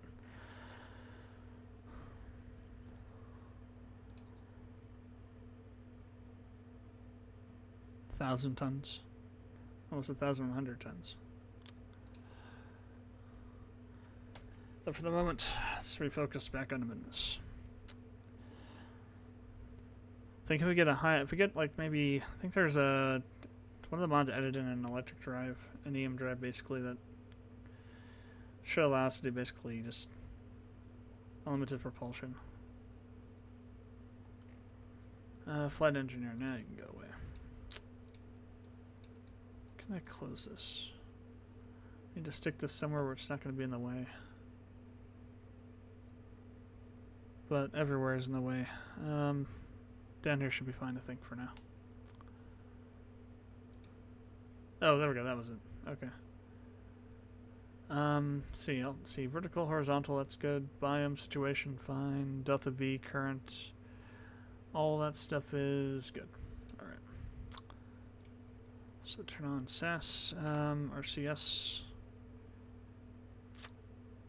RCS. Let's leave it off for now. Alright, we'll need to do full throttle.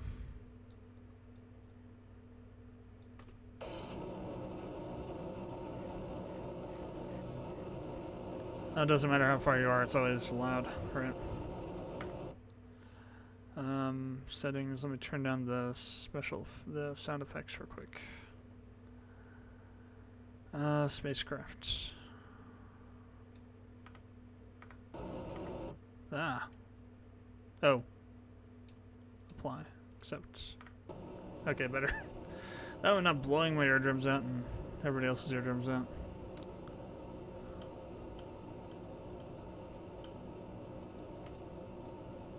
Actually, no, we will do RCS because that'll help us keep our thing. So I'm gonna go down to maybe I'll try a 30-degree turn here. This is a little bit deeper than I tried before. I think the RCS is helping it stay there though.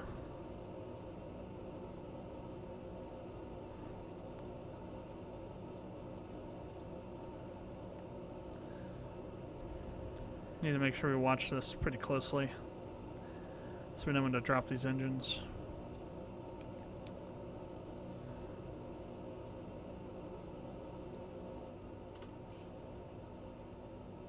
Oh.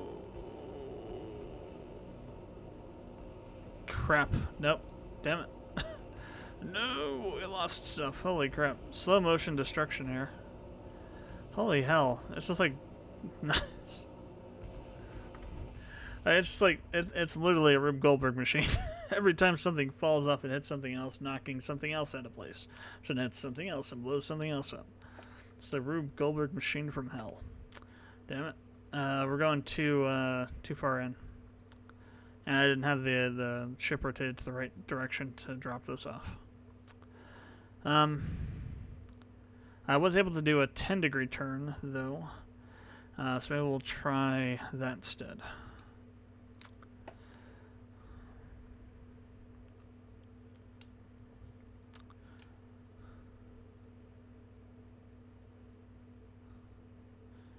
Yeah, no, we're not getting over, I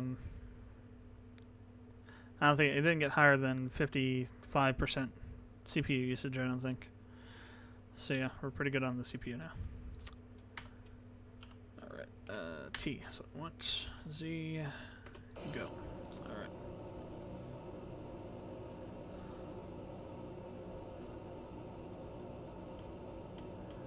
So go ahead and set this up to a, actually I think this is 20-degree.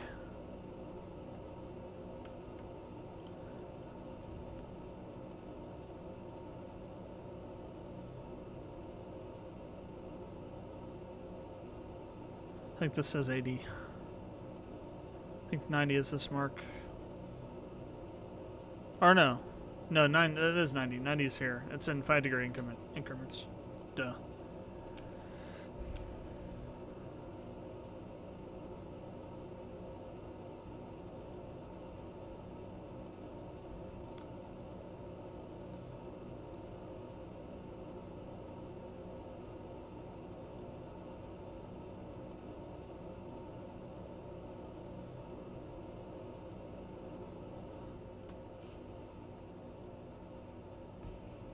Oh, crap. Here we go again. Maybe I waited till we got rid of those stages.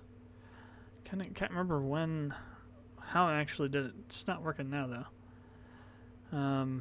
Alright. We'll have to rotate it then. If we're gonna rotate it, then we can stand to do a 30-degree turn then. Since we're rotating it. Don't have to worry about that whole thing. It's annoying to rotate it, but that's what it takes. It's what it takes. I'm gonna do this right off the pad. Just gonna right for a 30 off the pad.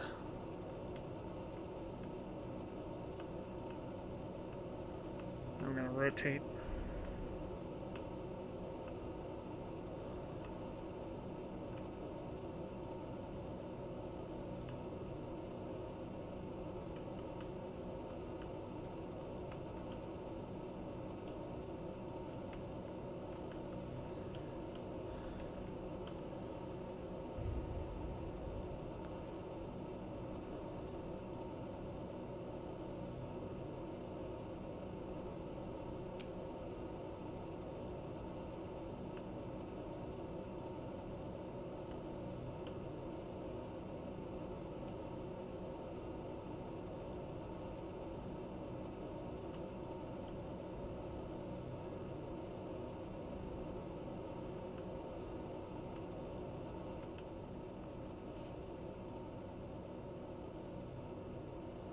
Alright, that worked.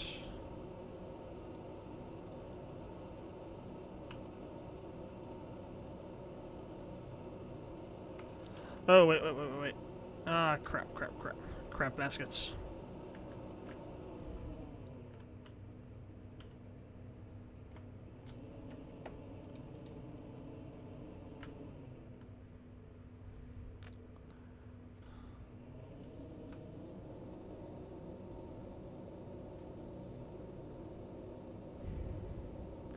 I really screwed that one up. Okay. Now we'll do stability, and then we'll try and regain our angle here.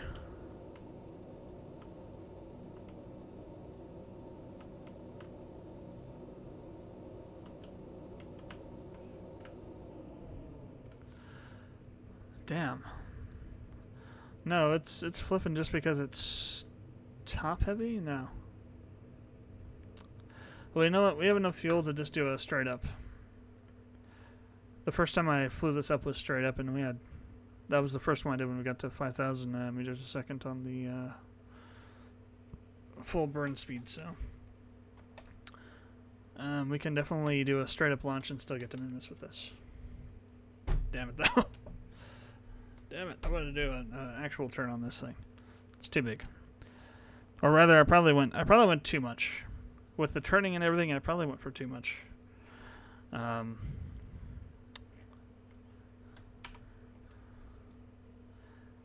Maybe we can do a... Let's try the 20 degree with the turning and everything. Whoops. That should be doable. I think the 30 degree was asking too much of this thing. Of this monstrosity of a rocket.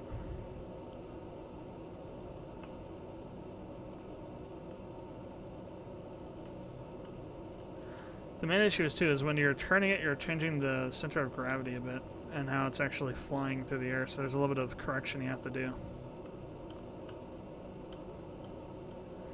And those corrections over time just became too much, I think, and we lost control of it. At that 30 degree mark. Okay, that should be fine. Once we get these gone, it's fine. It's just this first stage coming off is a pain in the arse. Actually, no, so are these, because now those are turned the wrong way too. Alright, first ones are done.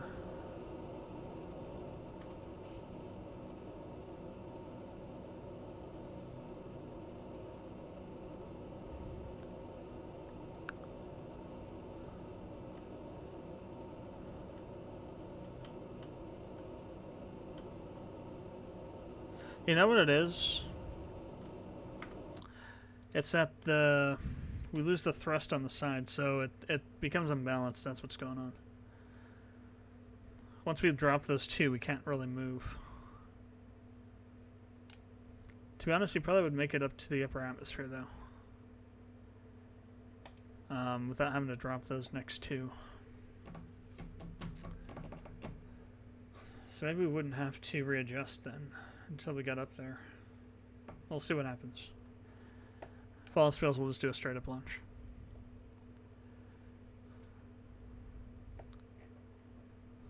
Or I can actually go design a properly built rocket, but there's no time for that. Jebediah must fly this thing. Demands it. Alright, 20 degrees. That's a little bit over 20. It should be fine. Let's go ahead and get this thing rotated now.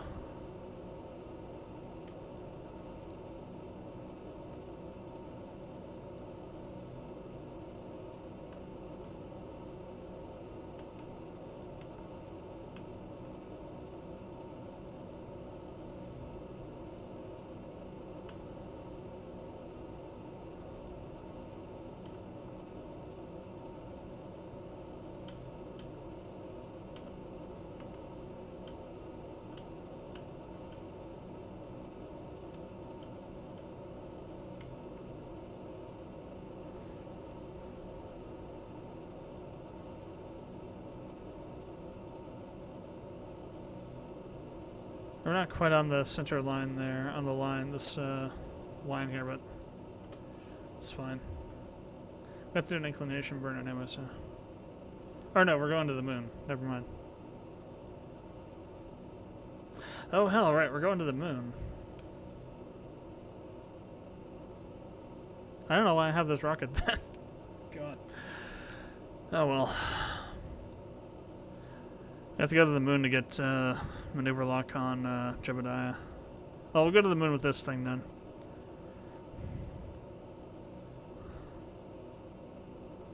Should be interesting trying to land this thing on the moon, actually.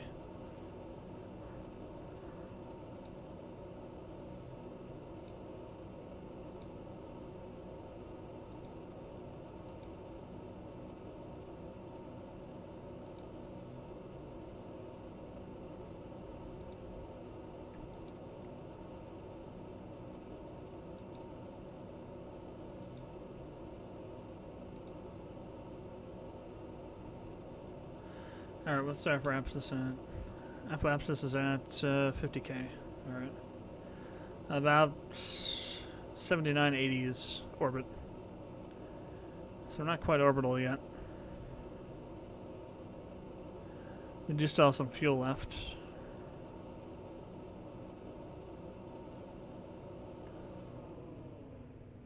Alright, I'm going to shut the engines down. Because we're well enough in orbit. I'll try to adjust this a bit here.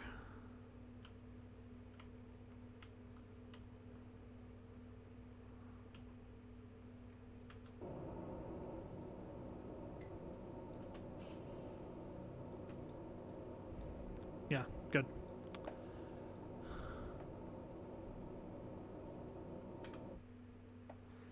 Alright, so now we're gonna ride this up a bit. And we get it all. We're actually pretty close to the apoapsis anyway, so we'll let this go for a while. I was going to throw it into warp or something, but we're actually pretty close to where we want to be. When we get it right in here somewhere, we're going to want to... In fact, I might just want to start this now.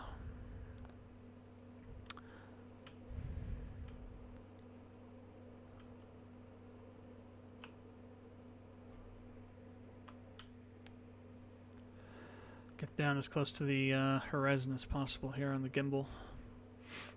Actually, maybe a little bit under even. Just so we're not pushing the AP node out so much.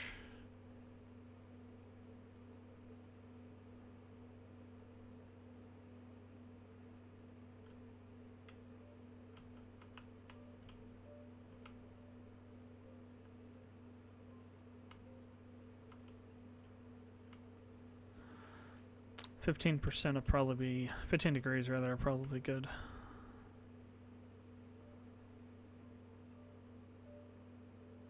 Or maybe even 20. I guess we're at 20, so we'll stick with 20.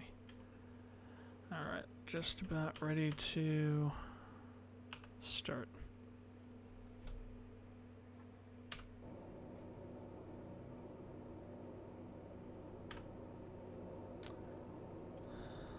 Okay, these are gonna these are just gonna burn. We can't drop off those two engines without dropping all four of them off because I don't have them set up correctly. Actually, I'm gonna go up a bit more because we need to push the AP node out. I take that back.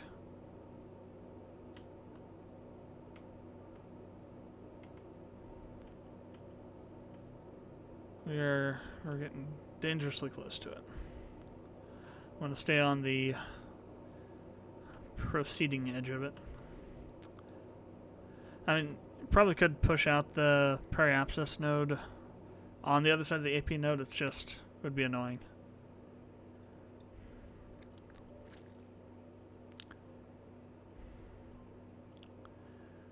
And we're not going to raise it that much because we're pretty close to it right now. If we start pushing it out further, the further you are off of horizon, the horizon mark, 0 degree mark, you'll be pushing it up more. Since we're pretty close to it, we're not going to be pushing it up too much. That said, we're not pushing up periapsis as much either. Orbital mechanics. Another spherical cow. Alright, let's go ahead and start moving it back down. Kind of getting AP is getting a little bit away from us.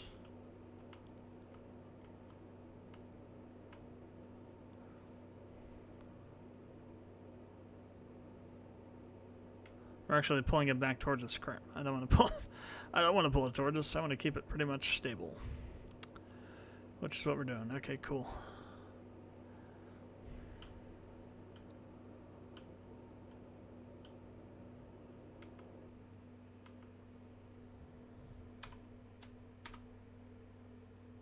Now we can get rid of these.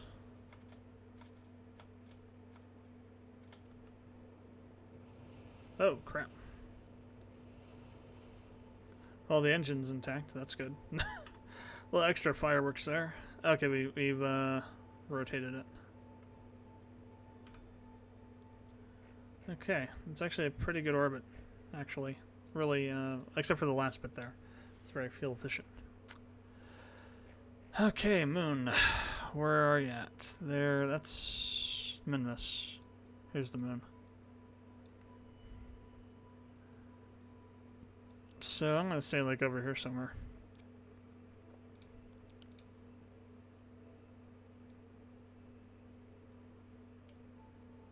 Yep. All right.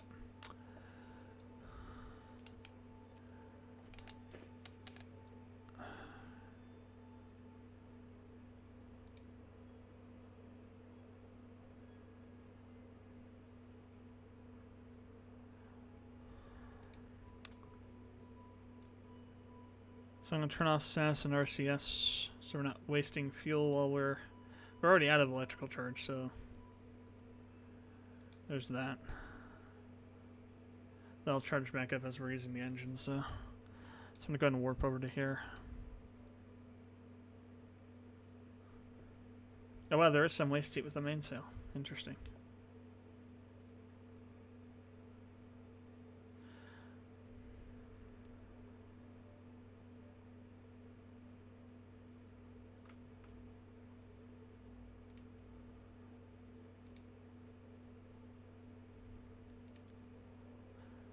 Ooh, we're using a lot of monopropellant.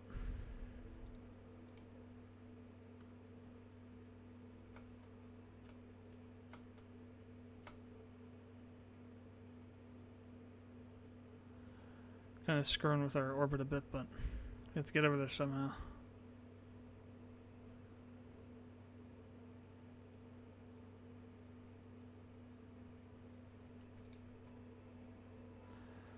Alright, let the RCS do the rest.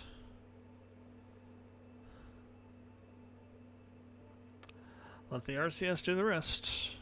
Oh, we're using our engines, so I guess it'd be hard for them to kind of kill the momentum on their own.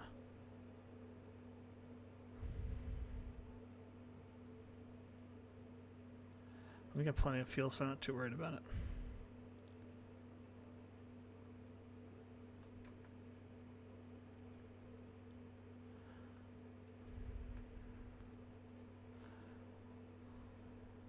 Eventually this will come down on top of here, pretty close to it anyway. As long as we stay on prograde, we should get something close to this.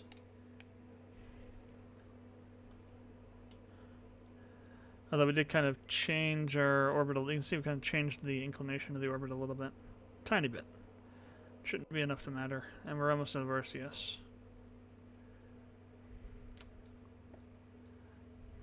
Doesn't matter too much, but...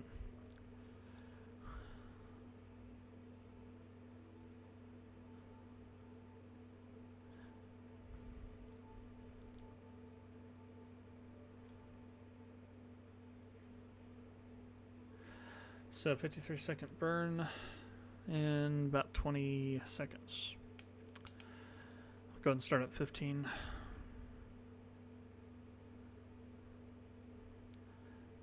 Generally say for about every minute, it's about 15 to 20 seconds you want to burn at. For every minute of burn time. You want to add that much to your, when you start. And I started too late. Still, it should be good. Be pretty close. Going to the moon's not that hard. Going to Minmus is hard. A little harder. Not as hard as going to Duna.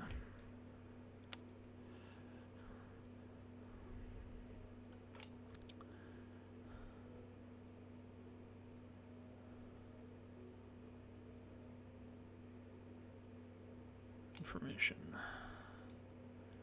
So we got about half our stage burnt so far.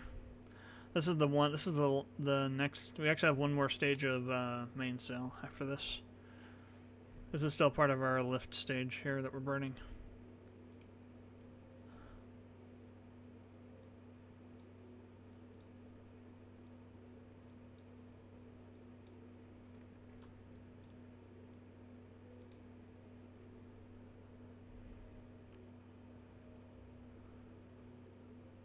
You can kind of see how it's kind of going off here now. We'll still get an encounter. It just won't be quite at the same space. It'll be a little bit sooner than what we were thinking about. There it is. Whoops. Actually, we got pretty close. All right, so we're just gonna warp over to here. Then we'll be ready. Turn the sass off. Just not wasting power. Not that we have any electrical charge anyway at the moment.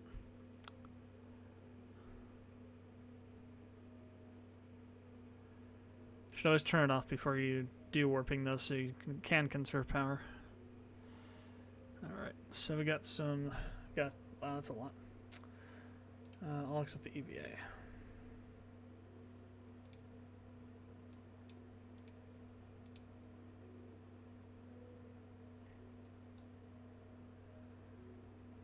Alright, let's turn SAS back on.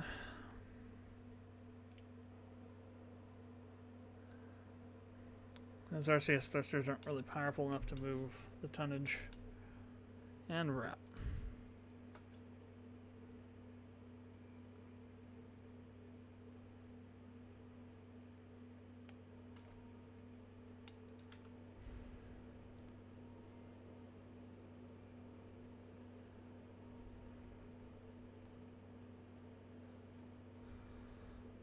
That was the power. Okay. Go ahead and drop that stage.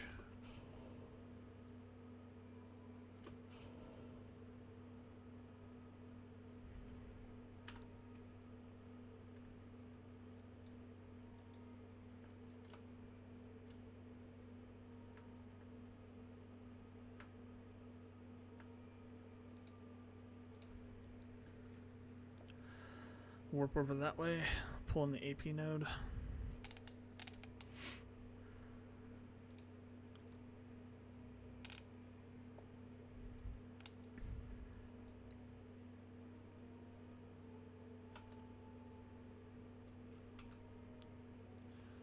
So we'll have to burn to get over there and then burn to fix it.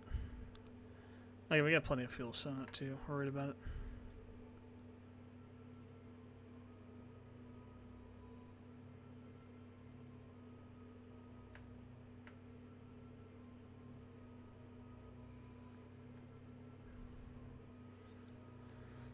So if we set up here, we'll be able to flip the PE node around to the light side of the side that's the day side of the moon here, and not have to worry about trying to land in the dark again, which would be preferable.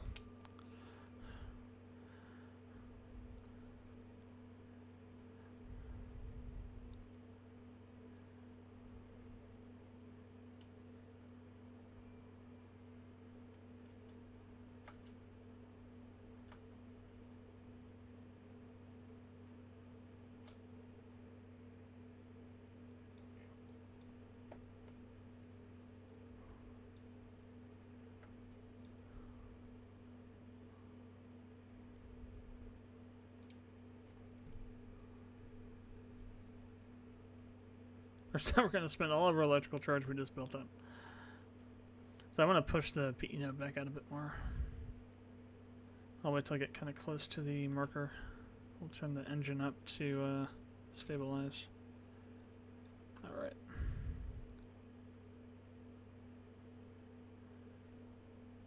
So we're going to warp to here, and then we're going to burn retrograde.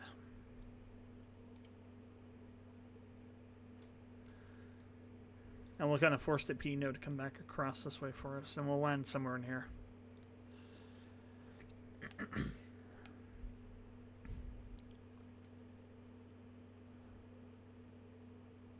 almost actually already at the retrograde there, so that's good.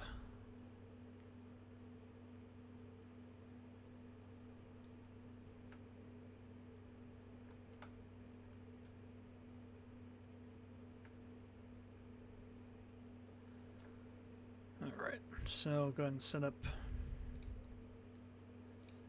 about right there. Switch over to this view. Let's see what we can do with this.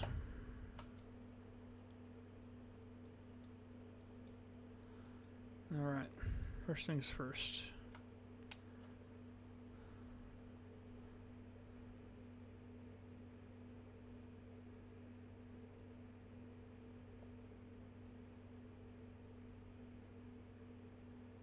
I want to burn enough that we have plenty of power here. Because once we drop this will drop this large advanced wheel here, and we'll actually use less power, but we still need to build enough of it up.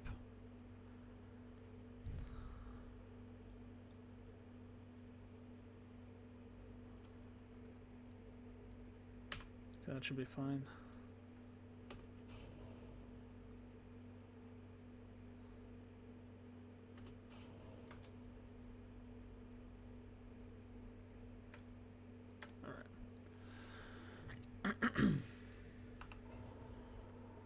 Go ahead and get our struts down.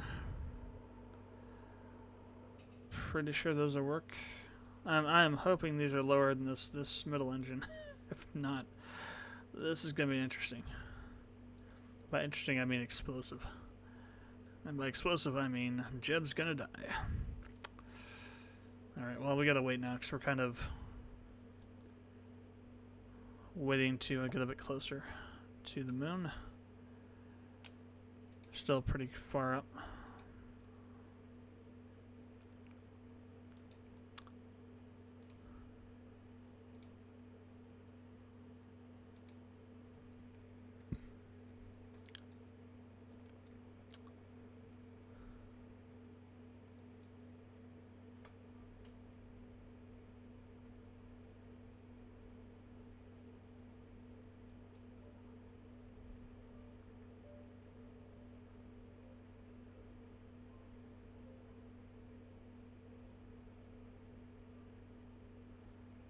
The horizontal and vertical is actually pretty in line with each other. It's interesting.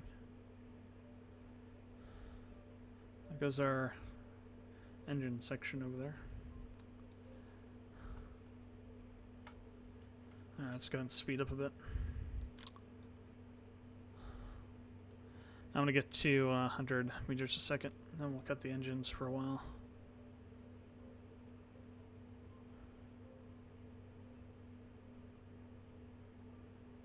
Close enough.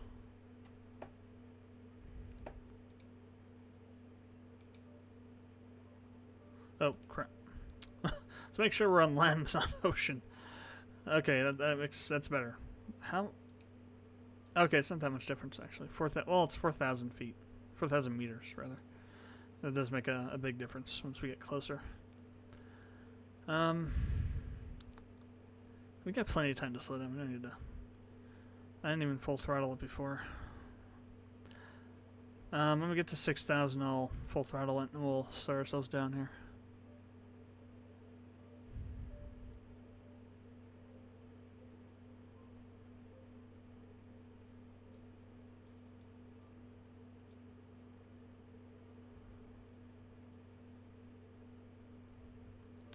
I'll make a change. We'll do 7,000. No, I probably could have gone 6 actually. Slow down a little bit. I don't want to kill off the horizontal speed too fast.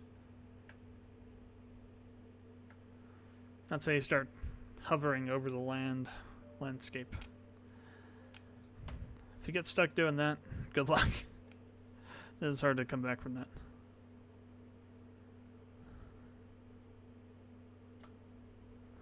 So you have to get up, then you have to turn sideways to slow down the horizontal, then you have to do a little more vertical, then you can start landing again. Usually that's how it goes. It's like space ballet, except you're wearing lead clothing. Alright. Let's get us down below 50. Get close enough now. Probably 25 will be fine.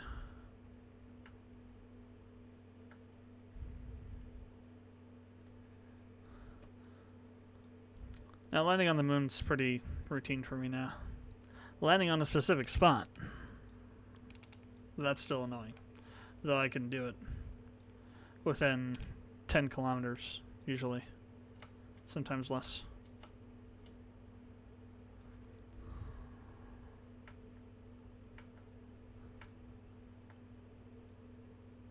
Alright, time for truth. Did I move these down far enough? Far enough. Are we gonna have a green stain on the moon? At least it'll become a green stain in Euphoria. Well, in Euphoria. Holy crap, what the hell? Random vertex bug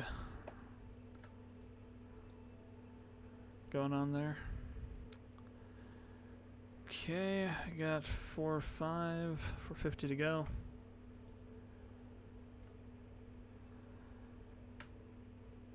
$350, 300 coming up on it.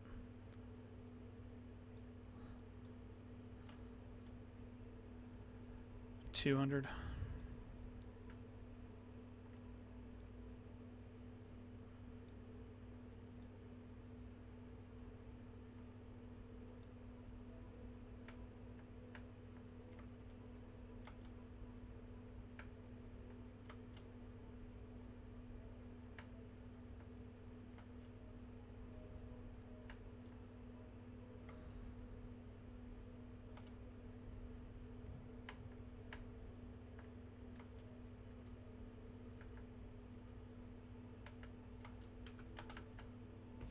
Oh, hell.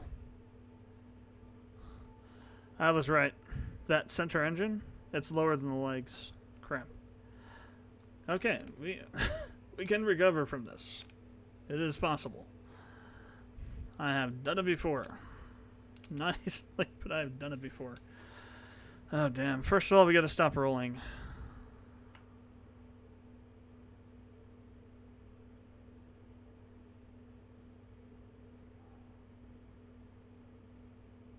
And that's going to be kind of hard because we're on a hill.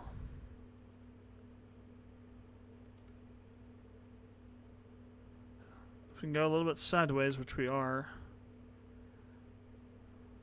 we should be able to stop. This thing's kind of in the way.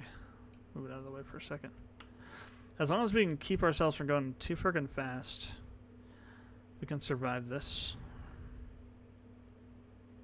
If I can get myself oriented a little bit to there, let the legs try and stop us a bit.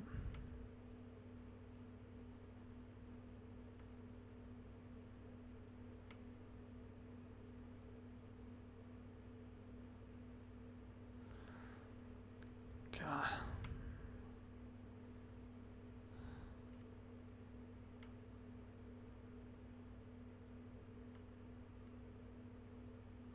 I'm gonna be careful with it though. We start spinning around, it imparts more force. Okay, cool. We were stopped. Good. Getting up off of here. Yeah, we're gonna do a save because I'm telling you now, we're gonna explode quite a few times. All right, so everything except for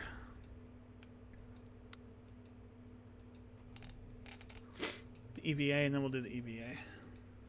If we get back there, we're gonna have a crap ton of science. Get back to carbon. So grab that, then do our 180 surface sample. Get back on. Alright, now we'll do another quick save. So, this is extremely delicate work. Trying to lift off when you're tipped over. Now, I've only done this on Minimus. I haven't actually, well, I might have done it on the moon once, but I think it was because I had the gravity turned down. We're going to see how this works. We don't want to go too fast. Let's get the legs out of here so we don't get caught up on those. We don't want to go too fast, because if we go too fast and get up a little bit off the ground and land again, stuff will blow. Stuff will just blow up. What we need to try and do is try and get to a spot where we have enough jump that we stay up in the air long enough that we could tip up and then get enough lift to not run into this mountain back here. You don't want to go this way. If you go down, you go faster and you can't lift up and you just end up crashing. You have to be aimed upward somewhere. Okay, Jebediah, let's do this.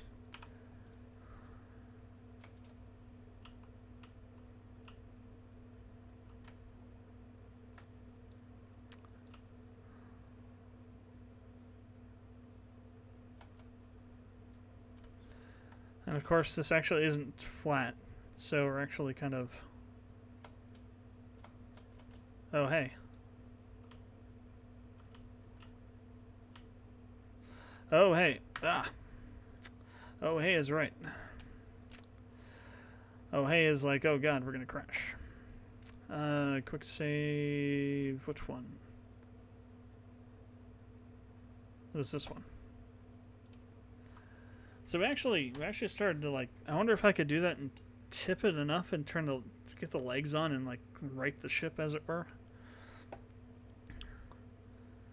Or if that's just going to be... If we can get some sort of, like...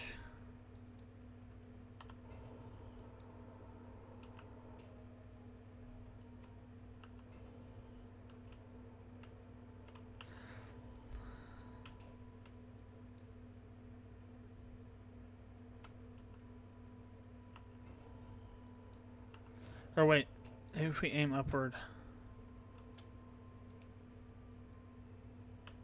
Oh, we did it. Holy crap. Awesome.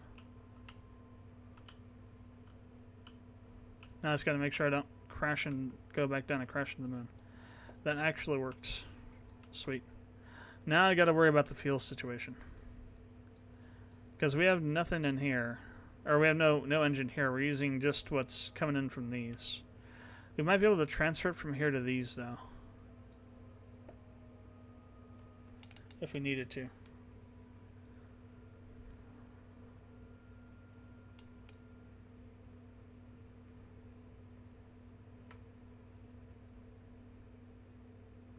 Really, all I need to do is get us back onto a Kerbal orbit. Dude, that's kind of a nasty thing there. But it should still be doable. If we just burn out enough. Actually, wait. We need to start up the AP node.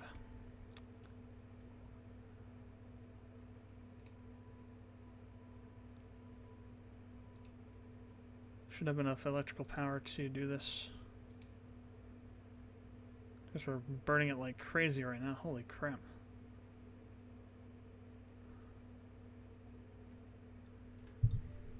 Yeah, you burn it so fast when you do it in time scale.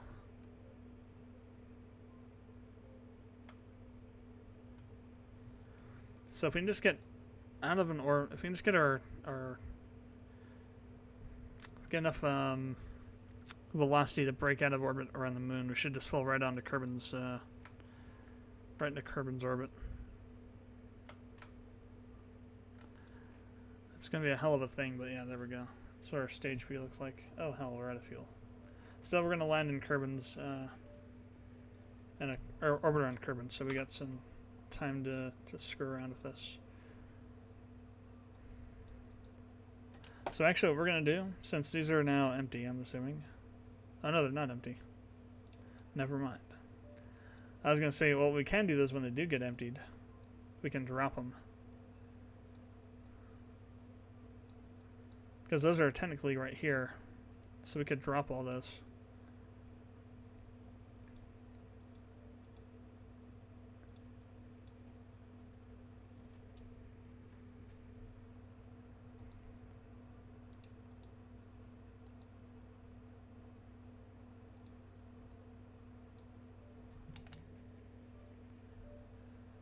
We'll see what we can do with this fuel.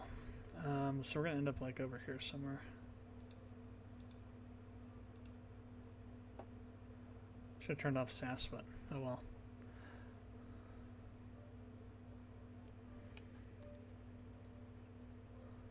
That's a hell of a lot of burning we have to do that to bring that in. We just have to bring the periapsis node into like 38k meters.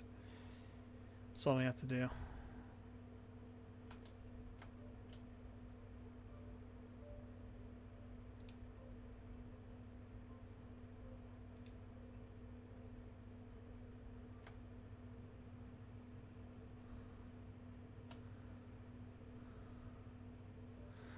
Oh crap. Oh yeah, no, never mind. That's what we want, yeah. We ended up back around the moon somehow.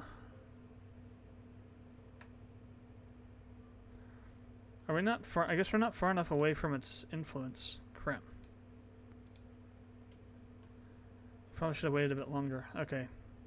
You know what? Yeah, we weren't actually in orbit around Kerbal yet. I screwed that up. Massively. How much fuel did I waste? Quite a bit. We got about half of what we have left. But the good news is it should still be about enough to get us where we want to go.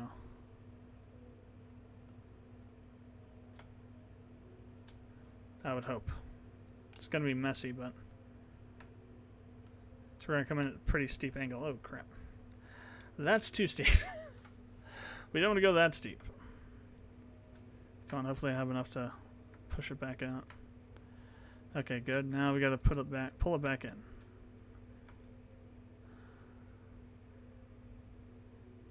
Crap. All right, grab baskets. Now we need to let me bring this stage down. Not that stage. This stage. So these are empty now, and it's just dead weight.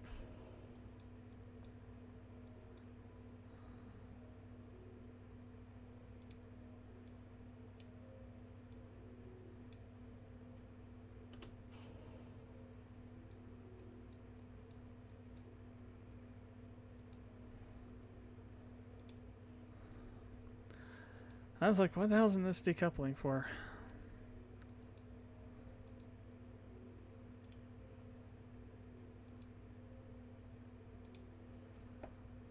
Granted, we have a lot of crap out here now, but that's fine.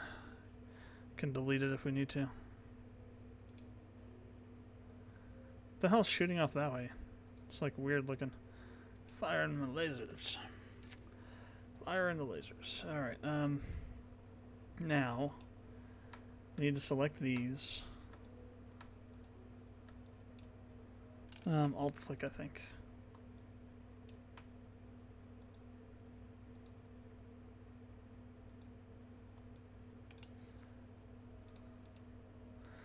And I'm going to fill those with the central one here.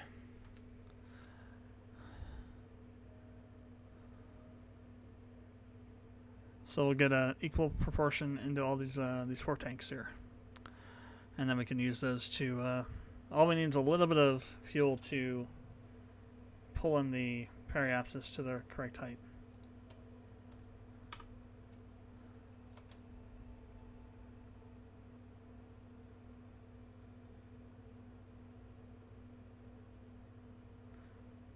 Which we're going to say is going to be 35. Alright, and then I'm going to turn SAS off. And we're coming back out here, and we're going to warp into right about here. Now I'm going to use the... I turned SAS off, but our electrical charge already went down anyway. Damn. So I guess that doesn't help you. Preserve your electrical charge. Anyway, so we're going to use the engines to slow us down while we're going through the atmosphere. Because we're going pretty damn fast. That's going to be a huge burn time. So I'm going to wait till we get right about here. And it's going to be a hell of a steep burn, but we're going to do it.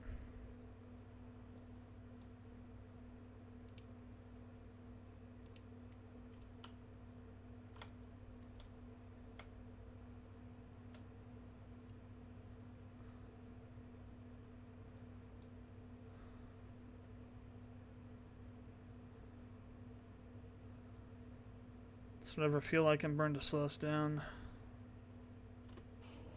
And then we're going to drop all this stuff off because it's just extra weight we don't need.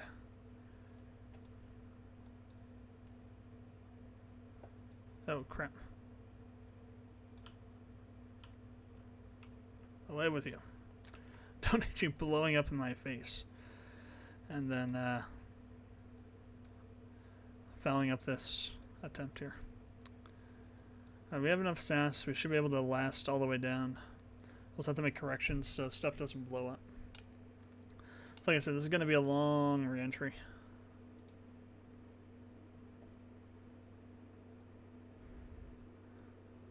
Just given how close we are to the horizon mark here and how fast we're going. Technically it's an actual re-entry, but in KSP terms it's going to be a long one.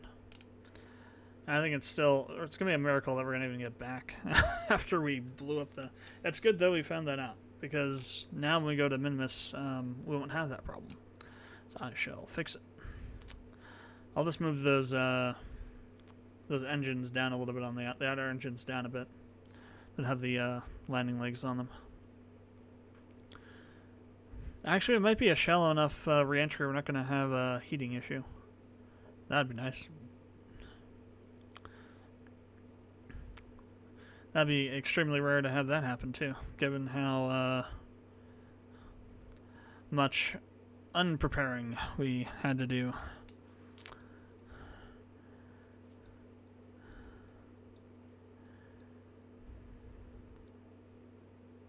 Oh yeah, we came down at a really shallow angle. Nice.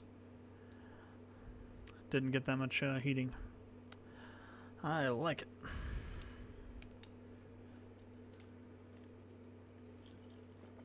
Need to get a, should have had like a picture of that horse from Ren and Stimpy. Put it on the stream. It's like, whatever his horse face name is approves. Alright, so we're about through the atmosphere. No, about through the re-entry phase anyway. We'll slow down a bit more and then land in the ocean. Perfect. Yeah, I don't think so. Unless we have any other things than the EVA, I won't do the EVA.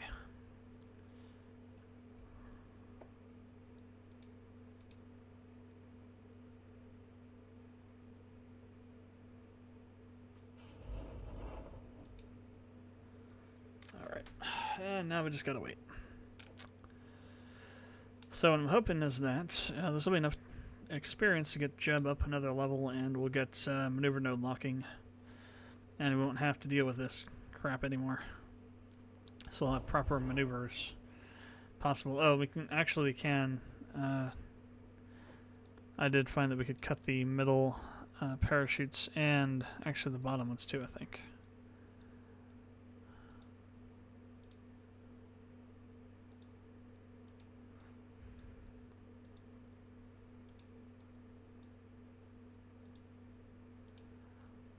Yeah, so that's actually that's a little bit close. That's a little bit close to the 6 meter second mark there. So, I might put the whatever on the top here back on the top, the MK16.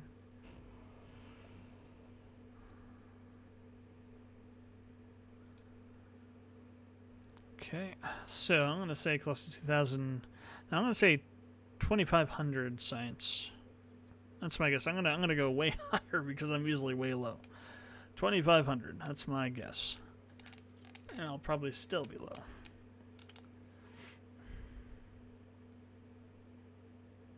Okay, I was way high. Of course, the one time. When we go to Minimus and back, it will be 25 though, probably. So it's not too bad. Almost 1,500. No, you got no... What? You gained no experience, Jeb. What the hell's wrong with you? Is it because he's already flown that one before? So, how do they get... Okay, I need to go look this up, because now I'm confused as hell. KSP, how do Kerbals gain experience? How to... Instead of how do... So experience once per celestial body.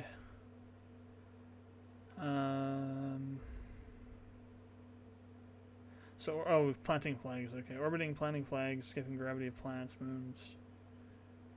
Only experience once per celestial body. So multiple flags. Really, not further experience with conditional experience.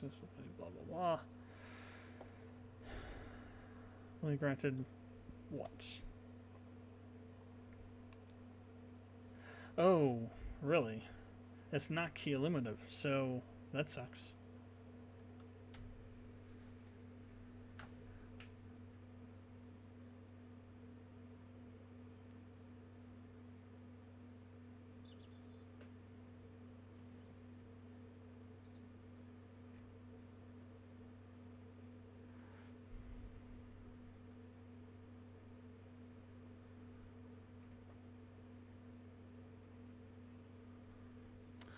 I think we're probably just going to set Jeb to level 5 then.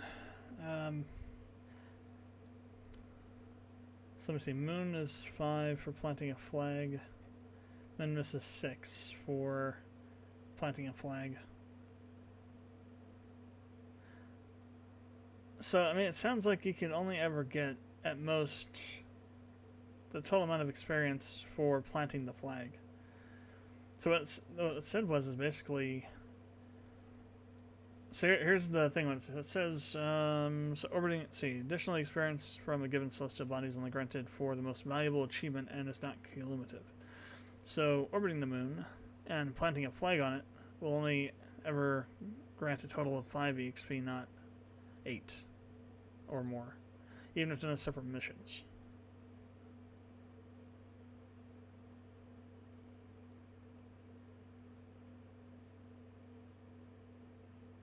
So that's fine, even if done as separate missions. I mean, what does that actually mean? I think that's probably something that's not correct. I think if you orbit and then on one, then land on the other, you'll still get 5. You won't get 2. The way it's written, it sounds like you'll only get 2. It's saying that it'll only be ever grant a total of 5. So if you do the orbiting around the moon and then landing on it, that'd be 8 consecutive missions. It's saying that they don't on consecutive missions or separate missions. So, by that logic, that means you would get 3 and then 2.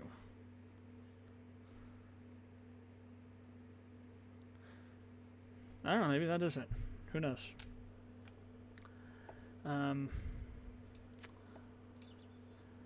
But fine. Let's see. How can I do that? I think we have to go to.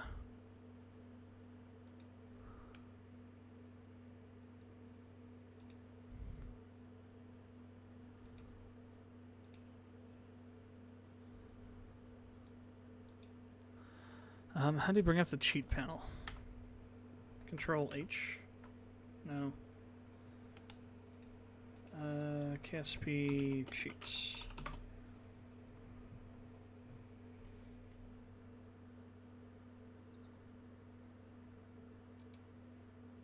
Alt F12. Ah. There we go.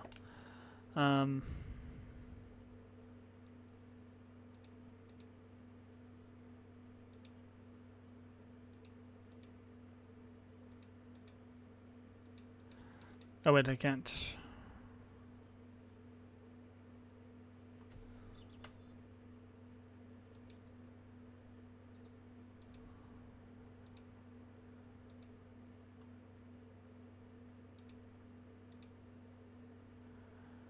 Infinite propellant, maximum facility experience. There we go. All crew members are now fully experienced. Okay, there we go. So I don't have to worry about that now. So let's spend our science here. So we got 1,539. So what do we need for nuclear actually? What are the actinides, depleted fuel, actinides? Do any of the current fuel technologies support that though? I'd have to assume so. Kraken engine, Penguin vacuum engine, Mammoth.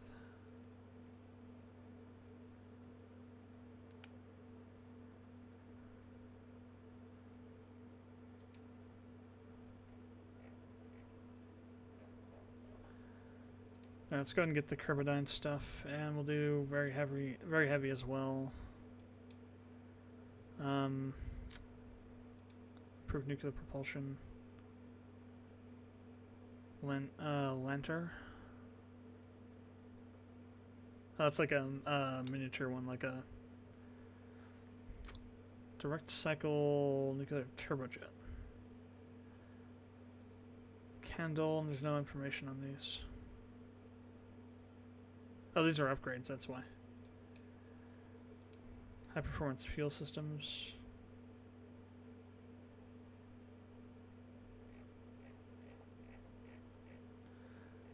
Let's hold off on that for now.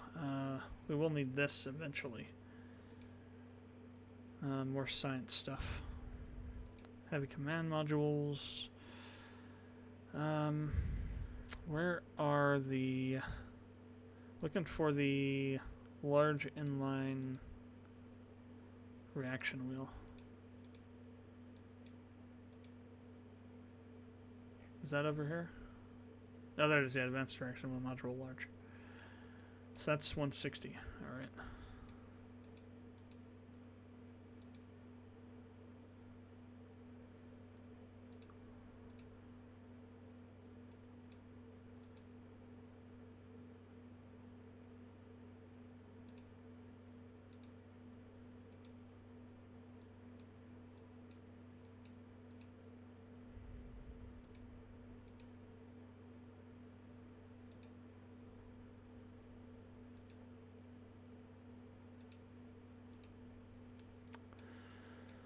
Okay, I think we've got what we need. We'll update the design on our ship while we're over here, our vessel, our rocket. I'll make the KCSC-08B.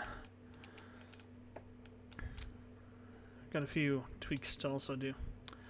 Alright, first things first, let's get it open and fix the placement of the those outer guys here.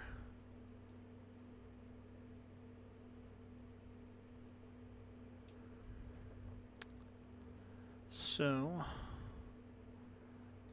let's move to the move tool. Let's grab these and we'll move them down a little bit. A lot actually. That should be good, actually, I think. Should be just fine.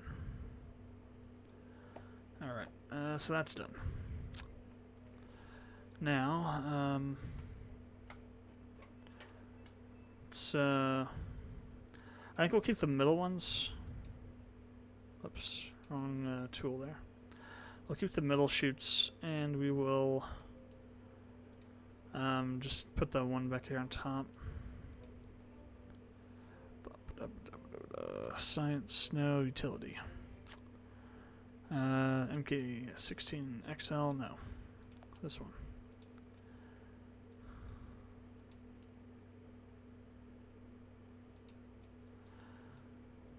Alright, for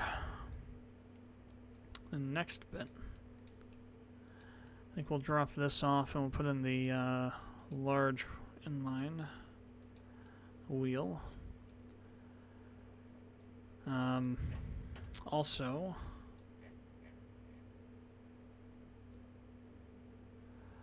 we will fully asparagus stage this on the inner ones too, so it all works properly.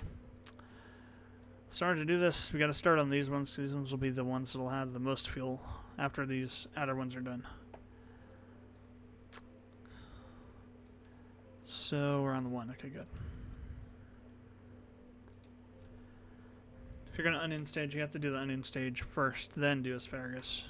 You can't do asparagus then onion. So you can run into this problem if you do it that way.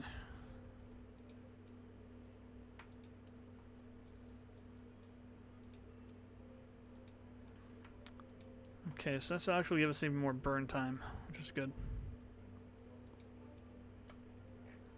Alright. Now, I believe for the most part we're good. I do want to add some solar panels so we can recharge these batteries, though.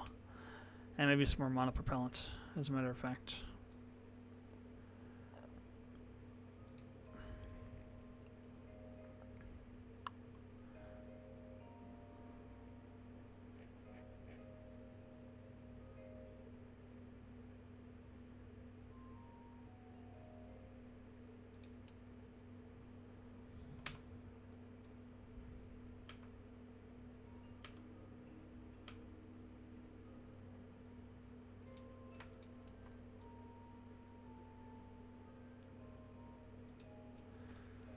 I think that'll cross feed into the over to here for that.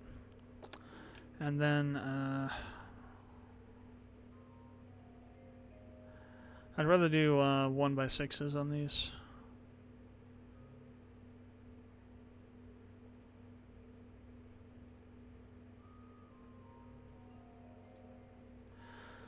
So what's our recharge speed? 1.6 a second. That's the same for both. Well, that's a 0. Oh no, 0.3 at the top there. Do we have anything that's... We don't have any of the better ones, do we? Alright, we're going to put these on. Where to put them? That's a good question. Actually, we can put them on the same places we just did these. I'd rather put them on the main part of the ship. That way, we can recharge it whenever we need to. And actually, we'll do two banks of them here. Alright. Let's go ahead and set those two in action group.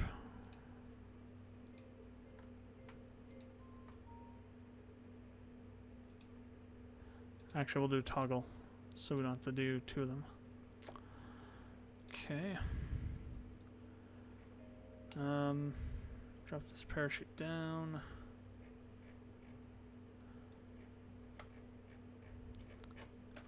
Alright, I think we're good to go. So this will be the 1B.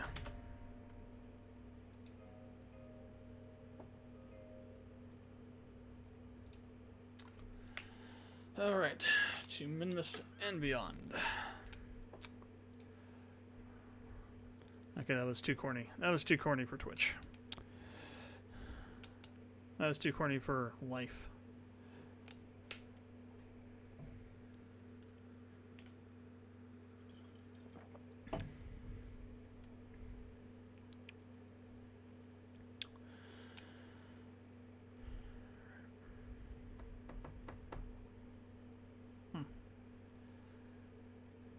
Smash alts. Power Rangers.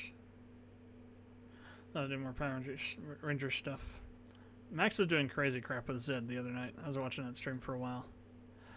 In between him doing battle with his AC unit. Zed is insane in that game.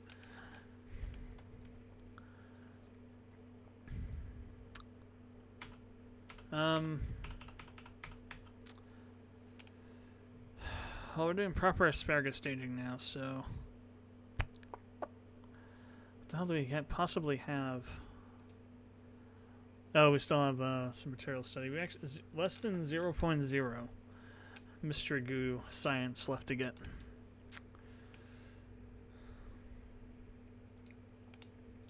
So now what we're going to do, we're going to turn on threshold. We're going to set it to 1. So you have to have at least 1. So I'm tired of getting those lesson ones.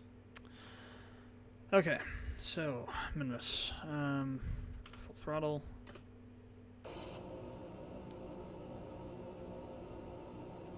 All right.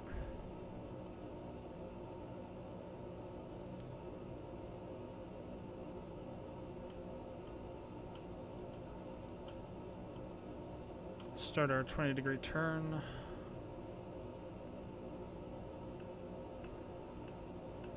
We'll get ourselves flipped around.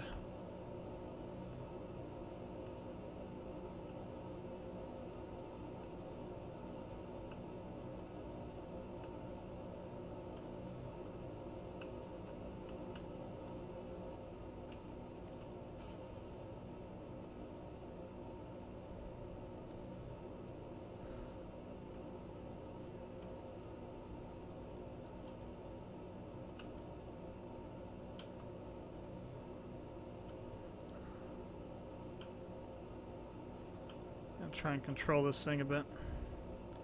We're getting a little bit wonky there.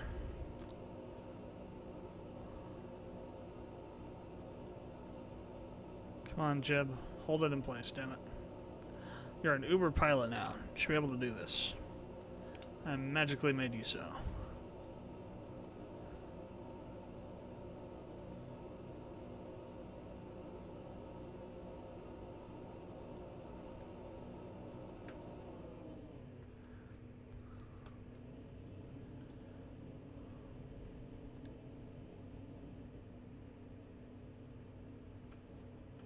Okay, let's see if we can do this turn now that we're up a little bit higher.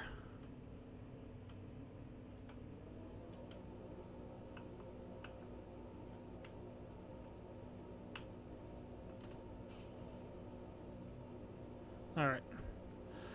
First stage of onion staging done. Or asparagus staging done. We're on the next two now.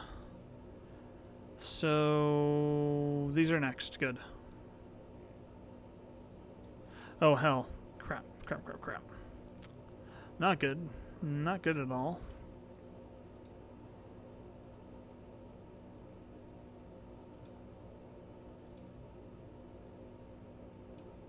Okay. I just remembered that I did forget to do the staging. Alright. Day has been saved, kind of. I'm going to slow down now because we're in atmosphere.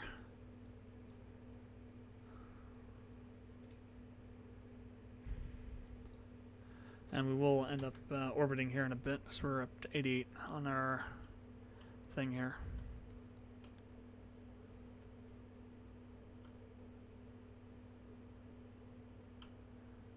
Alright, let's go ahead and we don't really have to worry about too much now we're in orbit, so things will come off correctly.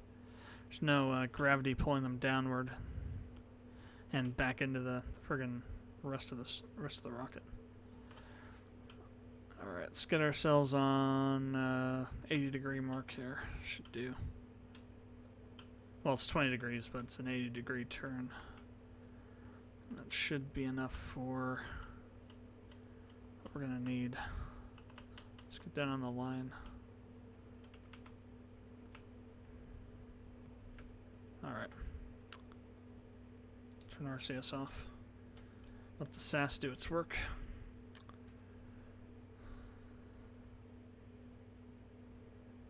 And then we're going to throw full throttle here at 30 seconds to apoapsis. We're still probably going to push it out, so I'll have to do a little bit of manual haranguing. Pushing it out, pushing it away from us, rather. Which is the same as pushing it out. That should be kind of minimal, especially if we go a little bit lower down to the 10 degree.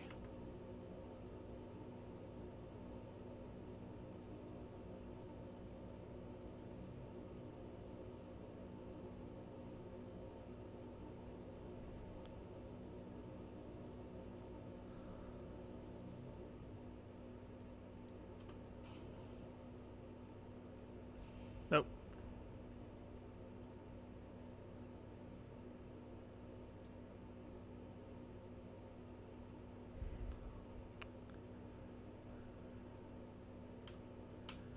Alright, let's go ahead and angle downward a little bit. Just for a little bit of time. I'm going to try and push out the periapsis more. We need to push the AP out. Screw that. We're a little bit too close to the node.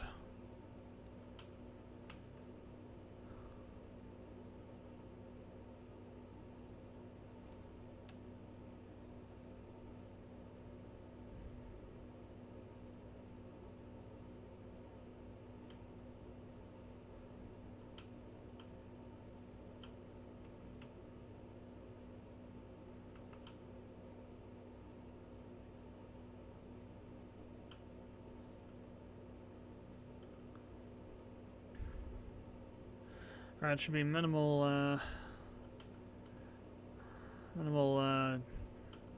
negative impact on apoapsis node. In fact, we're still going up. Alright, so we now have orbit. And we're pretty close to it. It's almost a perfectly circular orbit. Alright. So now we need to find Minmus. Target it. And we need to get our inclination burn set up. So the descent nodes will be on sitting nodes where we're going to set up on since we're closest to that. Other way. Gonna have to do a normal burn. Okay.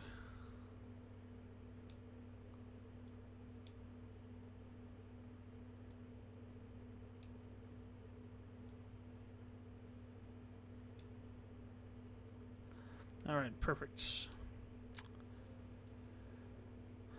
0 degrees. That is a perfect inclination burn. Okay. Let's go to stage viewer quick. Now we got plenty of fuel left on that.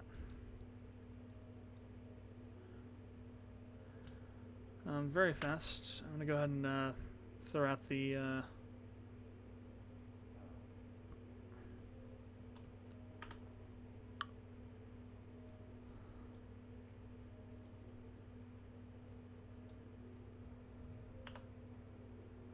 solar panels here and charge up.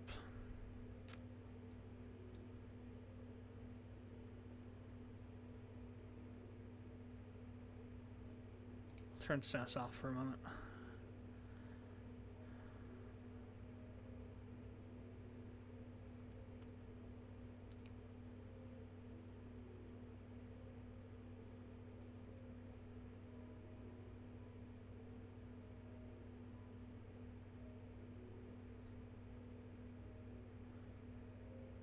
I think 350 should be enough.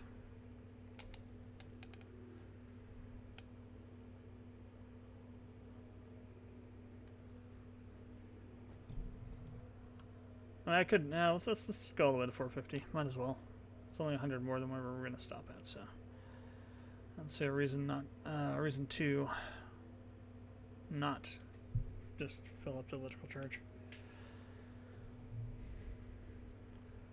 All right.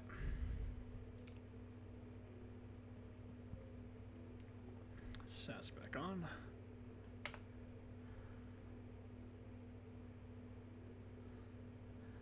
Fold them back up.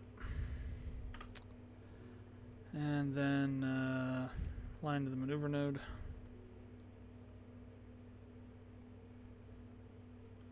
Turn the RCS on. SAS wasn't quite going to get us there.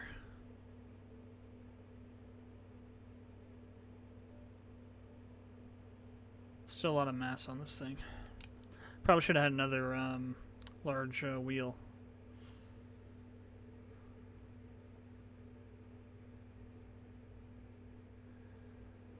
In between the stages somewhere. And we still got two massive friggin' fuel tanks on either side of the central core too, so still got some weight to shed. Okay, turn RCS off here in a second.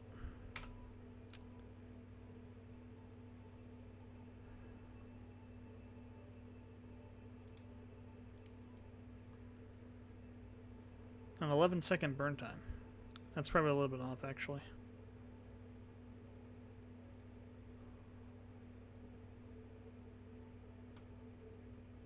Yeah. Well, not too far. Not too far.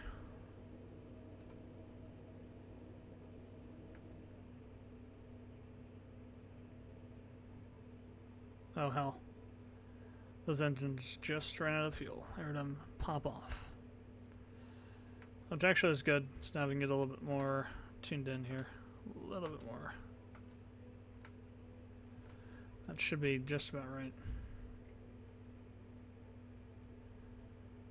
Well, a little bit off, but 0.2 degrees isn't that big a deal. Alright, switch back over here. And we'll get rid of those engines.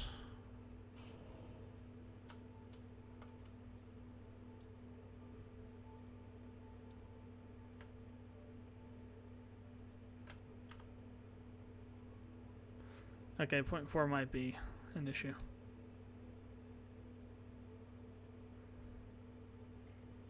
Or not. While we're waiting for SAS to flip us around, let's actually go and see if we can intercept the minimus here.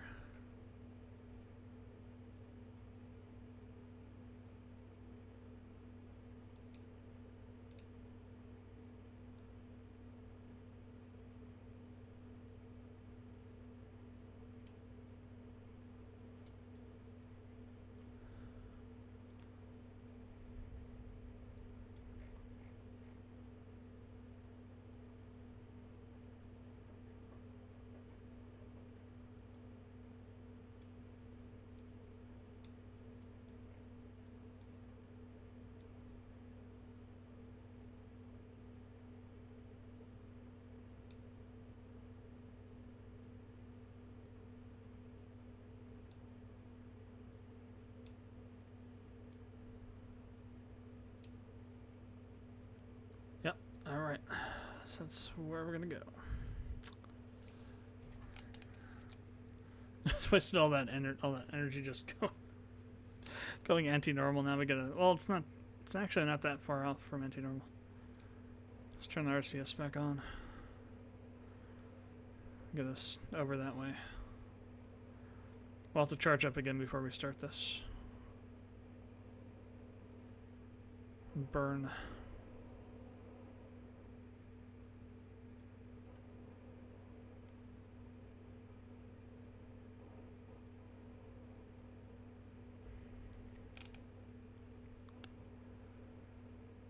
All right.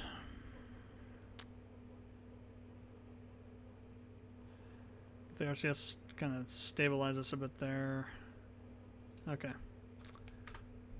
Let's go ahead and get those panels out.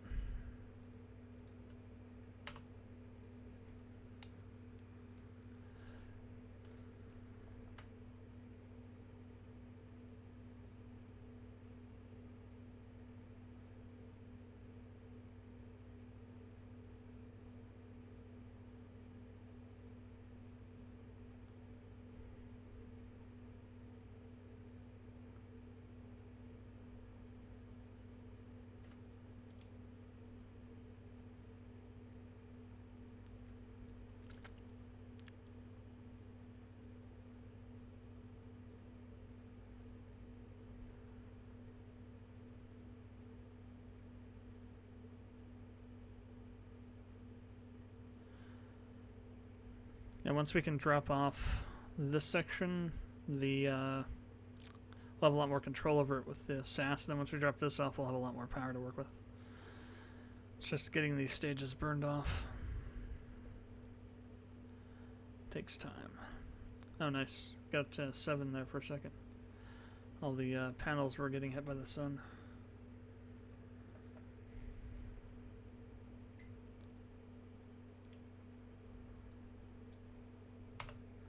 Alright, should be enough. Alright, we still got 3 minutes till we get to the node. Go ahead and warp over that way.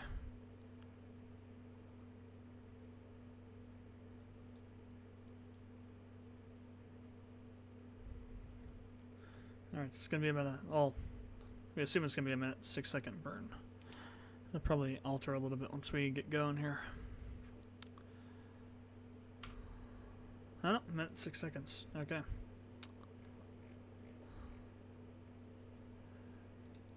Fuel pretty much the entire stage. Plenty of fuel. Alright. Crap. That was almost a disaster. Granted, I'll probably stay on the prograde node for quite a while, but it'll start drifting a little bit once we get closer to the end of the burn. They'll probably start drifting a little bit down more towards the target mark here. But we'll see what happens with it.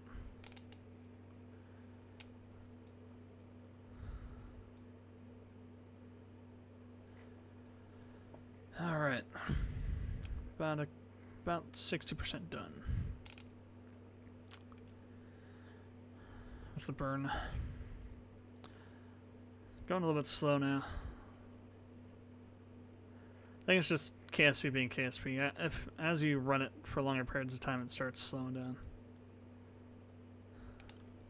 So it's always worked.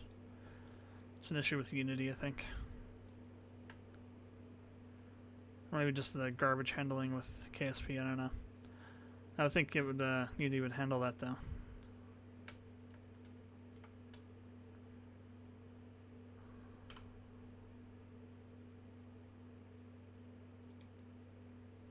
That is such a small transfer window there. Holy crap. Alright. Oh, crap. Turn that off. Well, we already spent all the energy, so I'm gonna warp into here then so we can charge it when we get over there. So we're gonna need the SAS to make sure we stay retrograde.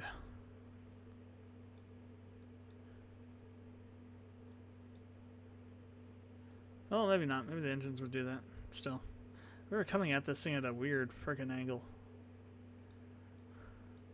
Actually, a much larger window than I thought. Still.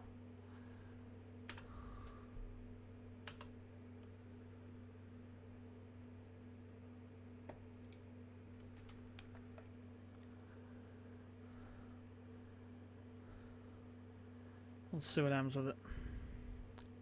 Sometimes these ones can get a little bit annoying when they're coming in almost like perpendicularly.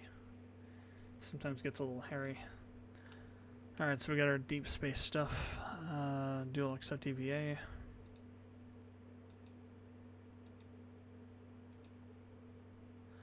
I don't know what these tentacles are for. Deploy all. Actually, never mind. We want to keep those for when we get into orbit around Minmus. So it'll be a whole nother set.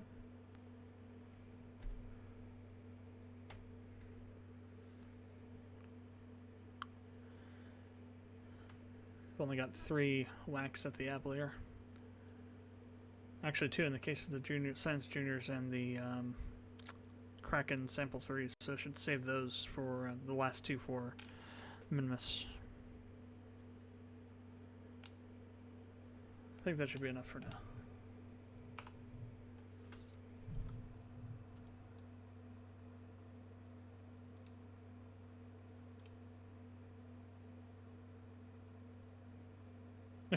Already ran out of power again, holy crap.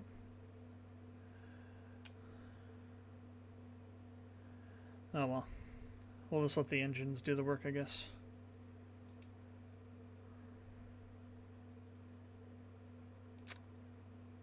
Alright, let's kick SAS on.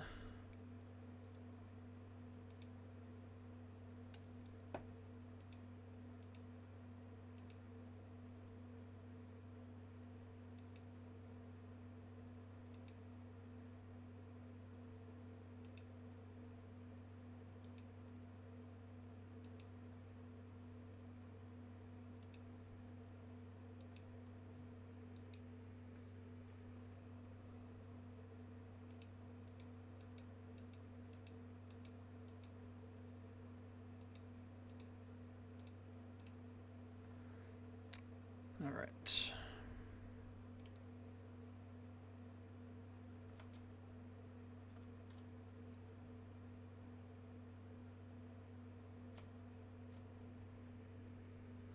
Well, we got tons of fuel, so I don't have to worry about burning so much of it.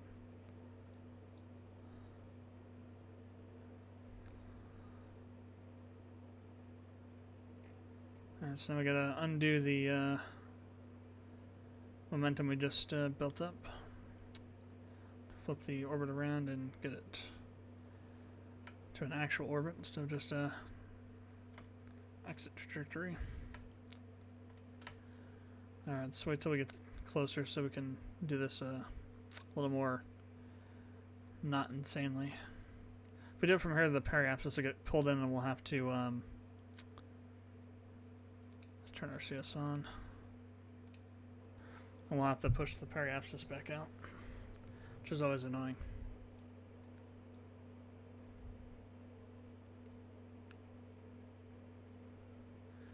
If I didn't have this friggin' heavy core stage still, this would be easier, but I'm not gonna waste the fuel by dumping it out here. Of course, then we gotta figure out where we're gonna land. That's the next question, is figuring out an appropriate place to land this thing. Hoping one of these lakes, but if we can get like a flat plateau somewhere, if such a thing exists on Minmus, we could try landing there too. Alright. Oh hey, I think we're out of fuel. Good. Let's get the thing out for this shit. Okay, and turn that on. Okay.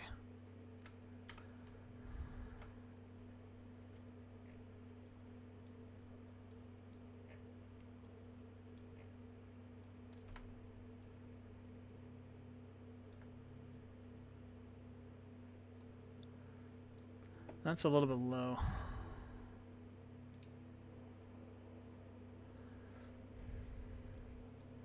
You can even orbit around Minmus a bit. Actually, it's rotating the wrong way, isn't it? Or is it rotating the right way? Which way are you rotating, Minmus? Tell me. So I cannot tell.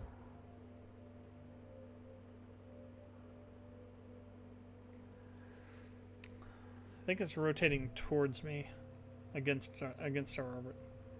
I think. That's what I'm hoping. If it's going the other way, then that could be bad. Actually, this looks kind of flat in here, from up here anyway. I don't know about down there, but from up here it looks kind of flat.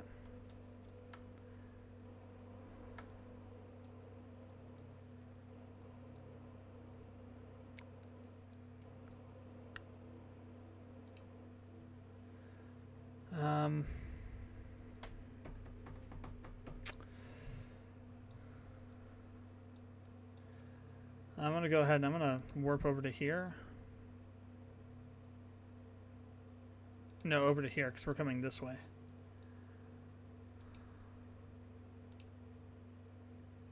Okay, it's going the other direction. Which is good, because then we can land in here somewhere. Alright, let's get ourselves back over to retro. So as we burn this in, it's going to flip the periapsis around over to this way, and then we can land down in this area here.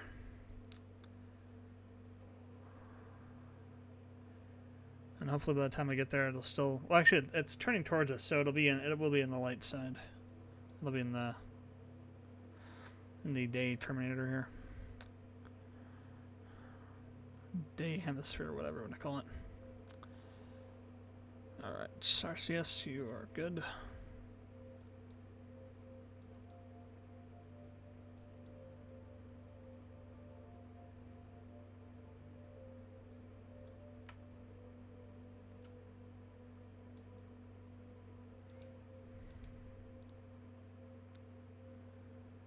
It's not turning that fast. I may want to push periapsis out a little bit.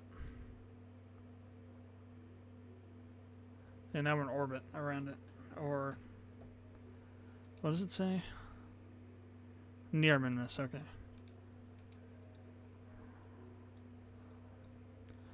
Yeah, well, when we do another round, when we do another mission up here, we'll be able to get a lot more science.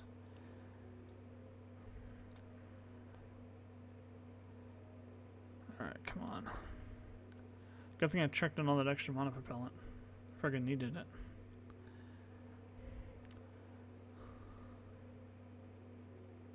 I mean, I could charge the batteries, I suppose. But I need to get this pushed up as soon as possible.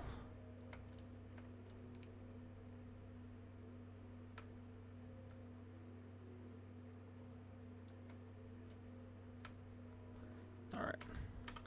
Now let's go ahead and deal with the power situation here.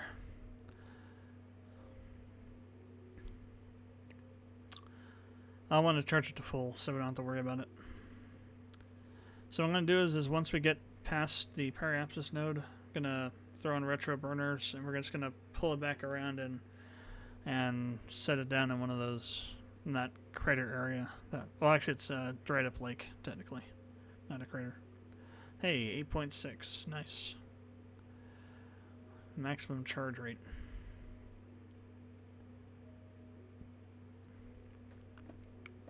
So we're actually pointed at the sun, pretty much. Actually, it's not maximum, is it? There's still a little bit more we could get out of it. We still got a couple panels that are not. I wonder if that actually matters, if those are covered in shadow or not. Or if it just matters if one of these touches for the whole thing to register as being. That was interesting. The whole rocket shifted over to the left and backward a bit. Alright, it's pretty close to full. So let's go ahead and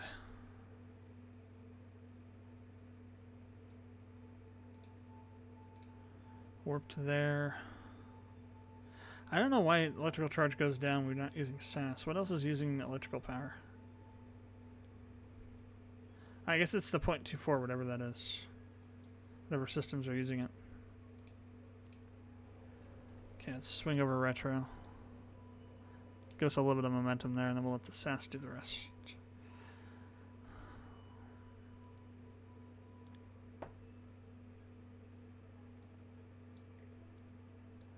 I should say Jebediah do the rest. Okay.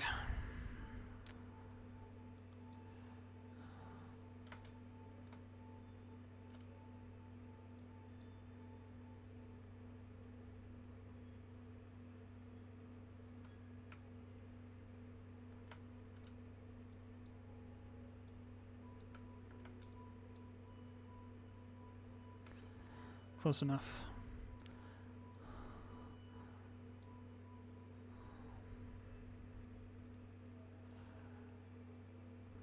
Alright, we'll warp to here.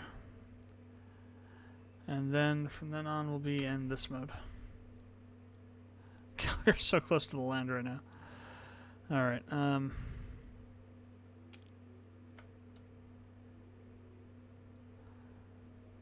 let's get over retro. We got so much fuel on this stage we don't even need it.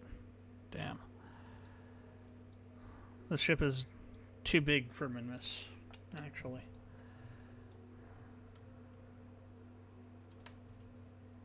Alright, let's go and jettison that stage.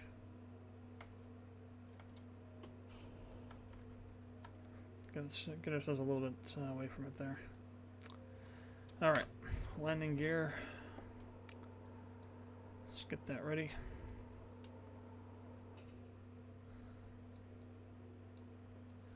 Yeah, we're definitely below that central engine now. Made sure of that.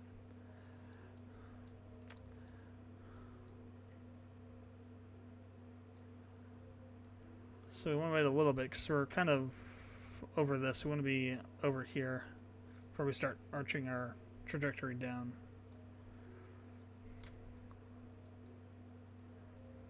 It's a good thing about Minmus, super low gravity, so makes landing once you get there easier. Getting there is hard. Getting there is the harder part. Landing is easier on Minmus than it is on the moon. As long as you're in if you're over on this stuff, good luck. Maybe here this looks pretty flat, but most of Minmus is just hills. Like this crap over here. Alright, let's go ahead and start slowing down and get our get the retrograde marker a little more vertical here.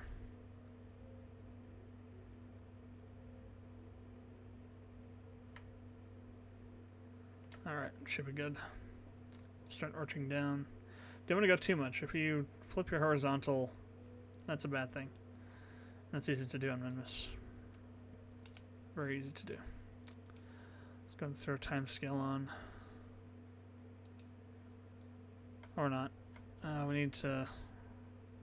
Oh, times... Okay, there we go. Duh. SAS wasn't working there. Actually, I do want to go a little bit more. We're kind of going more over this way. I want to be down in here. So we're going to slow down a little bit more. I'm going to try and get us to come down like right in here somewhere. Where's our other engine at? Oh, it's way over here still.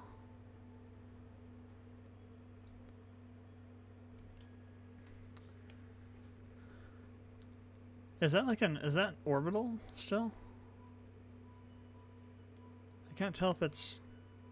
No, I don't think it's orbital. It's just much further away. I don't want it to be... If that thing's orbital, we're going to have a problem when we come back up here. I'm going to miss so much time to land.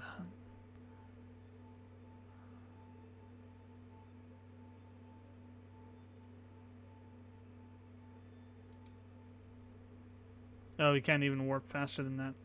Really? You can on... I guess it's while you're in... No. Maybe it's when you're not on Kerbal. You can't.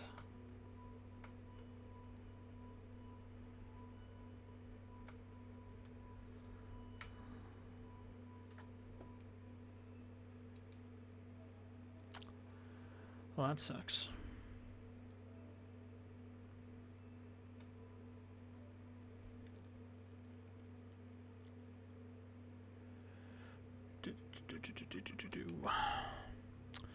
So by the time we land and get back, it'll be a little over 2 hours actually. We're already at about 10 minutes left on my timer here.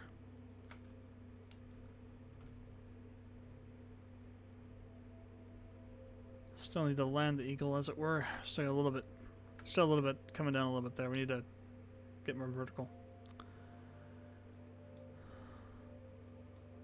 We're getting there though.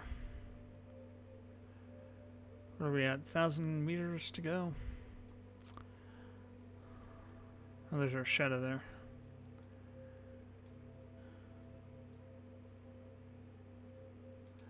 Rather, okay, it was only a couple. Actually, no. This used to be a lake or an ocean or something, because sea level and land level and the altimeter is the same. So this used to be like an ocean or a lake or something. All right, let's drop down a bit more. Gotta watch the horizontal speed.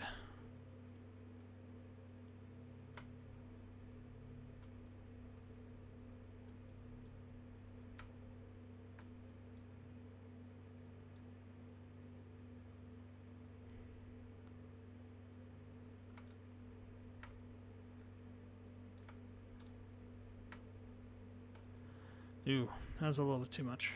I almost overextended that time.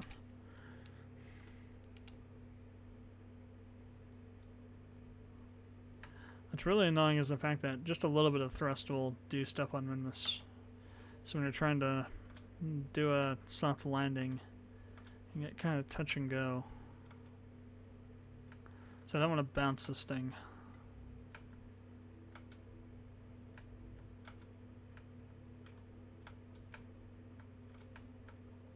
Perfect. We are on the moon. Well, we're on Minmus, rather. Alright, so that's like 300, that's over, it's like 360.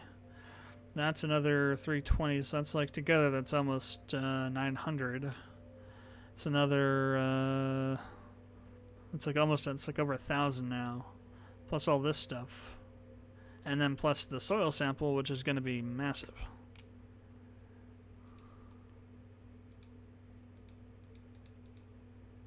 Probably should read these things, but I've already read them all, to be honest, multiple times. Alright, so the EVA 225 for the soil sample of Minmus. For the minty soil sample. Oh, and also we need to plant the flag.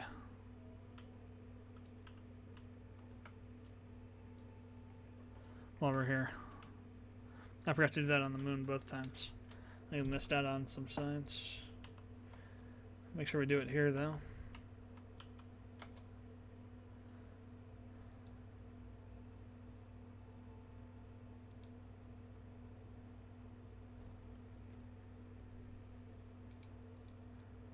Or not science, experience. I guess it doesn't really matter, though.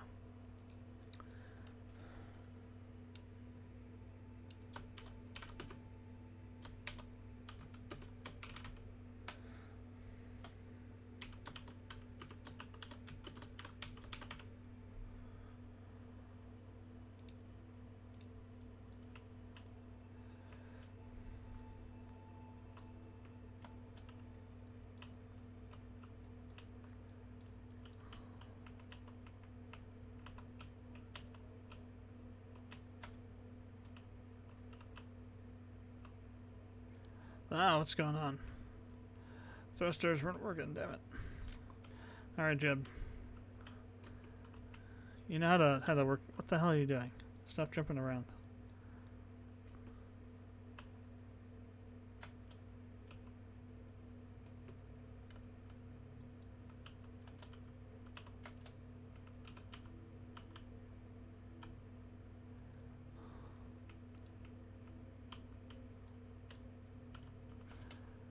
No, Jeb, what are you doing?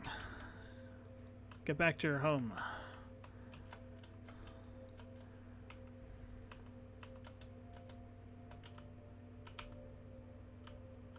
Oh hell, I'm hitting F a bunch of times is what's happening. And I'm saying F in my mind.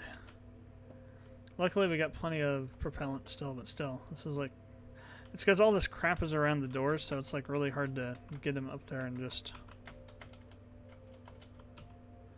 I also think I need to hit G, not F. Oh no, okay, there. There we go. Not multiple times. Okay, there. Jeez, okay. So, now that we're here, let's turn the SAS on.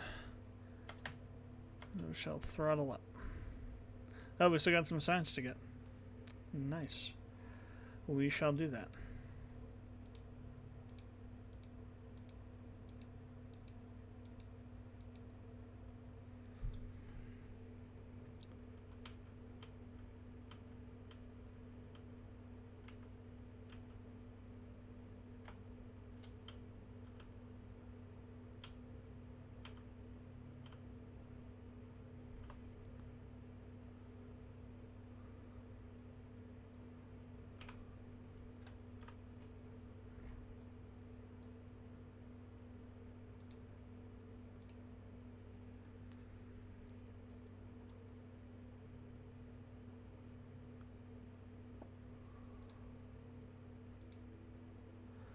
Now we're finding even more science to do as well. Alright, where is Kerbin's over there? Perfect. It's kind of going to put us right where we need to. Just got to burn on the 0 degree mark here. Alright. Get over there. Jeb, stay there. Turn the RCS on too. Alright, full throttle.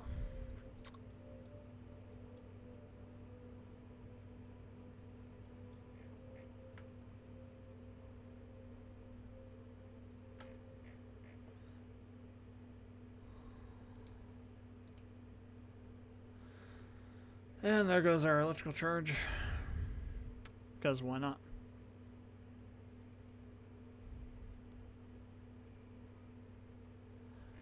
Alright, so all we gotta do is bring in this massive friggin' thing. 50 million meter thing orbit into proper alignment with Kerbin here.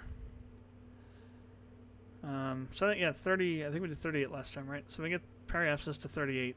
Should be good. What's it at now? 22 million. Just a little bit to take off. Alright, let's get retro.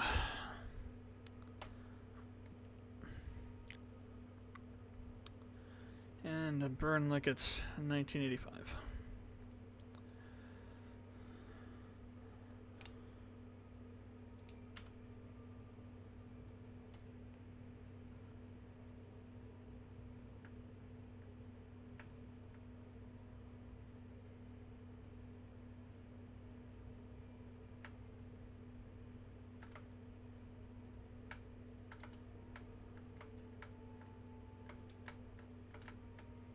Good enough.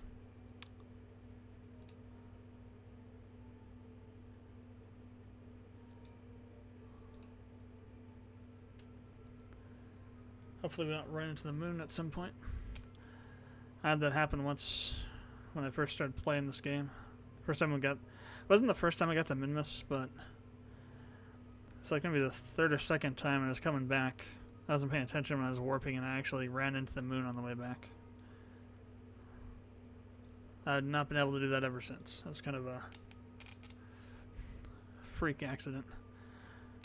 So the last thing that Bill ever saw, though, was himself hurtling at the moon. Alright, let's switch over to ship mode, vessel mode, and get the SAS ready.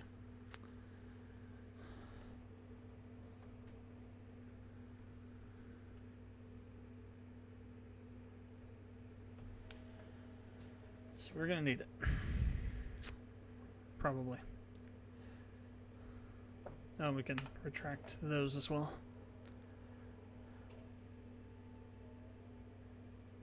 I've still got some monopropellant. Nice.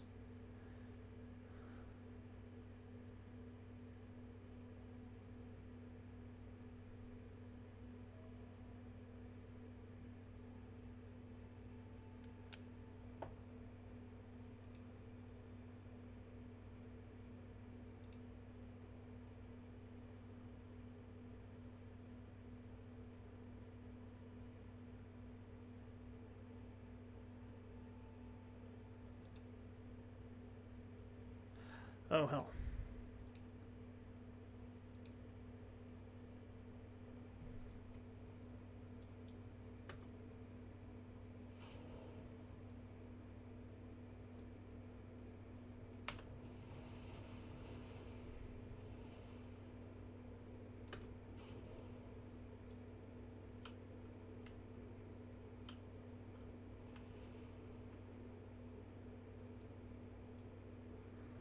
I let that go a little bit too long there.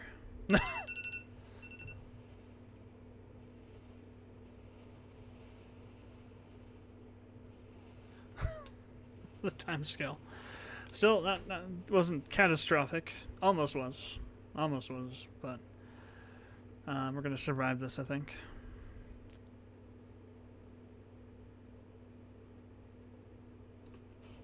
Let's jettison that off now.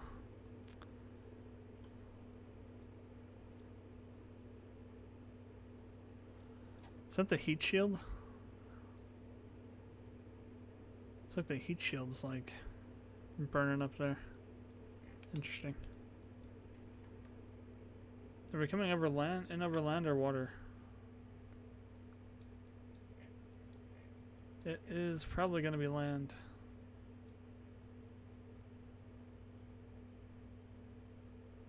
Are we going back up or down? Oh hell, we might have to do a double. This might be a double orbit situation here. Oh no, no, we're going down. We're going down. Yeah, we're still going down. We're pulling the apoapsis in. Actually, yeah, we could end up in this ocean over here. More likely, this will be over here somewhere. More than likely.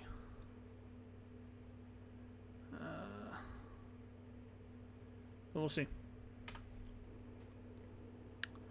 Definitely a really shallow re-entry, though. Oh, look at this. We're actually below 0. We're like on the -2 or something. -3. That's gonna be. We're gonna be going down a long time. We're still gonna be over this landmass, though. I'm almost certain of it. All right, there's a periapsis back here, pulling in now. Yeah, no, it's gonna be. We're pulling in really quick. We're gonna be like in here somewhere. Better not be on these mountains.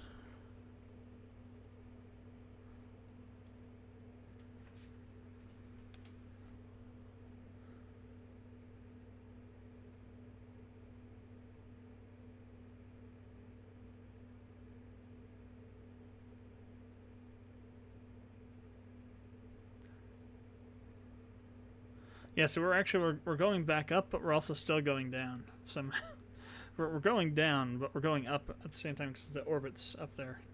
Like I said, it's a spherical cow. You can go up but down at the same time when you're going around a planet, orbiting around a planet, re-entering a planet.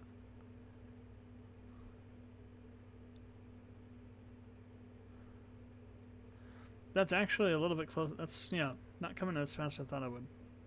But yeah, so maybe the better not be on this crap. I landed here once on stream a while ago and landed right in the middle of this crap, and managed to not roll around so much. But I think we're heading that way. Just the rate at which we are still going down here and the rate this is coming in, It's gonna put us like right in this area somewhere.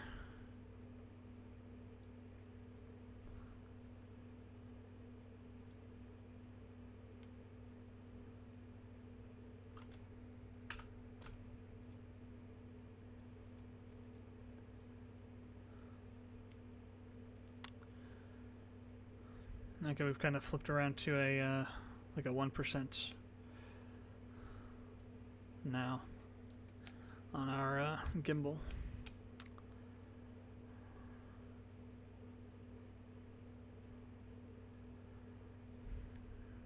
We ended up higher than we started though. And we're going up and down. Look at this, we're going up again. It's just like flipping around. We're going up, we're going down, we're going up, we're going down. Jebediah, have you been smoking marijuana again?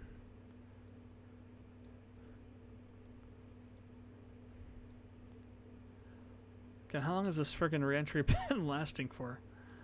Feels like forever.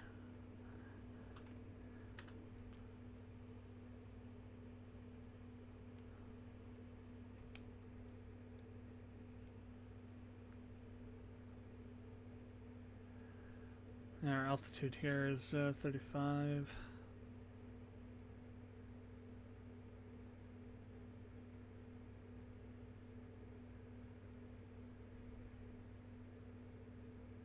I think we're just going down now. And yeah, it's going right over those damn mountains. Not even the decency to land in there, right along the edge of it. Crap. This is going to be interesting. This is going to be interesting. Sometimes you can survive rolling down a hill. I'm not sure if we can with this one, because we got these friggin' monopropellant tanks around the outside up there, which are gonna act as like a catch. We're gonna hit one, it's gonna blow up, and bad things will happen. So hopefully we. Oh, nice, sweet. It's pulling in even further. Good. We're gonna be in here somewhere. Perfect. Finally, physics has caught up with us finally.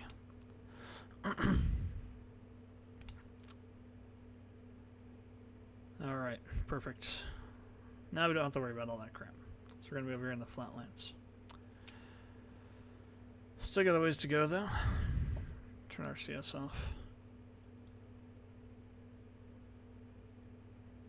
Still got a lot of slowing down to do. We're getting there though.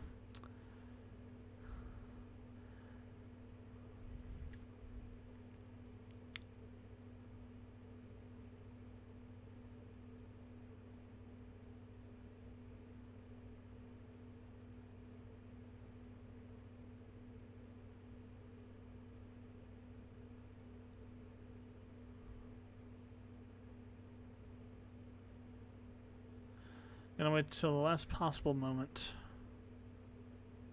Like once we start actually speeding back up because we hit terminal velocity.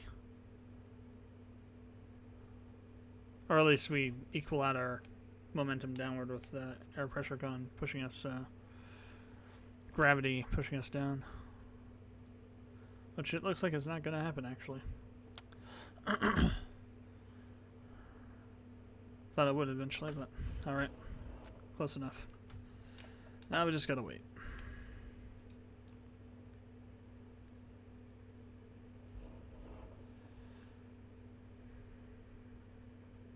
High point there should be enough that we don't have to worry about the heat shields exploding. I hope. I think. I'm not gonna cut any chutes, just in case. Let's see, science-wise. I'm gonna say minimum 2,000.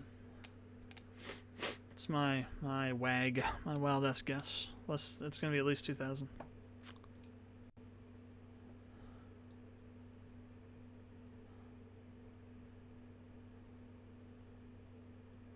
Cool, didn't tip over either. Already cover. So, Jeb, what do we got? Show us that filthy technology. Filthy research points. I should say those filthy research points.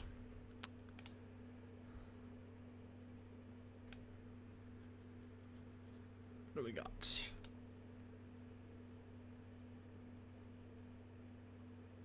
3,000. Holy crap. 3,038.5. Nice. That is a crap ton of science. Jeb got 6 experience. Doesn't matter though, because it's already maxed out.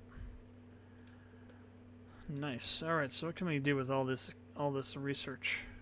Lots of stuff. First things first, we need to get this for the base. We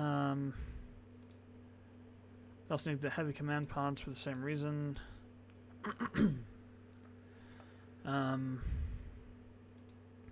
Specialized science tech.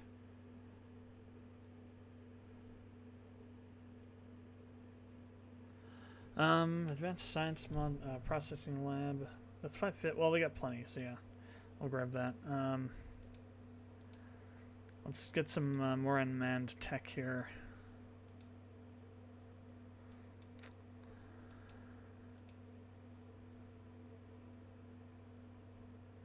For satellites and whatnot. Should we get that for the remote guidance unit? We're kind of low on science at this point. I'm gonna get the Kerbal. Well, we already got the Kerbal stuff actually.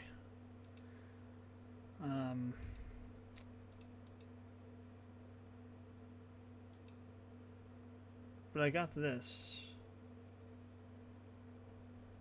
So that's weird. This isn't unlocking that. It should. Very strange. Okay, I guess you have to do both.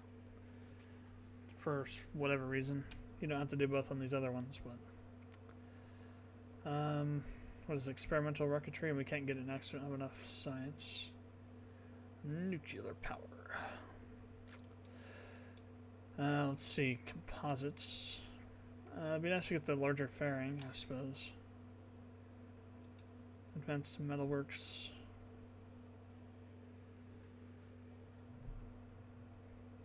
Clampetron, shielded docking ports. Precision propulsion. Wide landing legs. Caribou modular wheel. Interesting. MK25 parachute. LT pod landing assembly.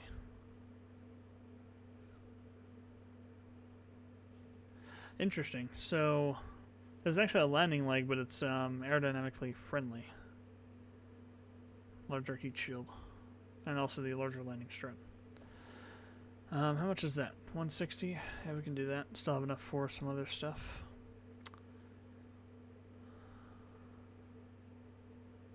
What's this? Heat shield. Literal heat shield. With a pointy end on it. Ion propulsion. Let's see. High-powered electrics. I think this is the one that's the... That's a rechargeable battery. I'm thinking of the... Is it not in this one? Microwave transducer. Beamed energy.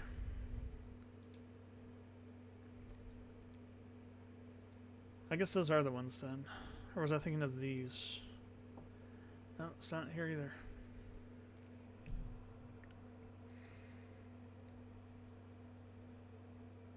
Actually, no, these are those, yeah. No, those are the ones. These are like massive things, though.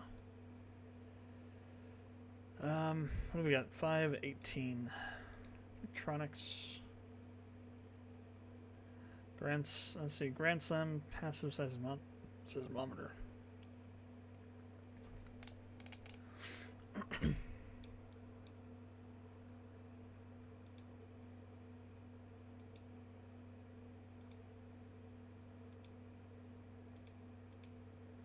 Didn't one of these have like a mobile fueling thing somewhere?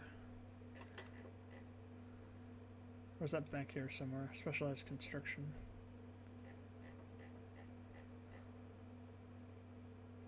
Pylon.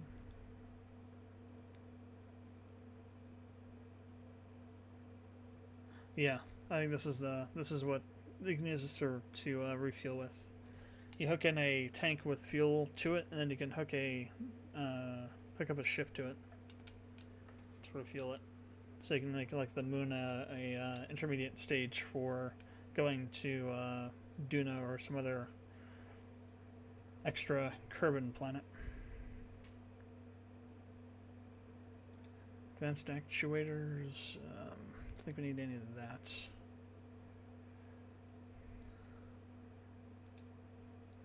I mean, these could be useful, these twitches. Stick them on the side of like a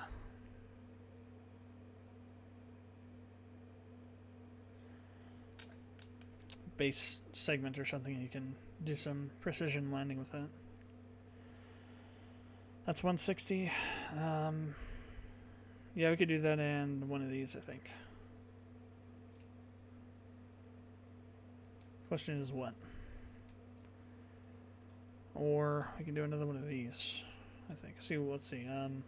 We could almost do two. We're like 1.7 signs short of being able to do both of these. You don't have enough to do both. Damn. Okay. Hydroponics. Observe plant growth. That's a science experiment. Okay. It has to be on the actually on the surface, though, doesn't it? So that's like a post-base sort of thing, I would think. Fertilizer tank. Nomomatic, 25,000. Logistics consumer. Automated gardening and food supply. Nomomatic, blah blah I. Okay. 5,000. Life support mini pack, fertilizer, okay. Yeah, we'll save that for when we actually have the base up and running. What's this stuff? Oh, that's for radiators. We don't need that. We'll need those probably when we go with the more advanced propulsion for maybe trying to get to Duna. Electronics.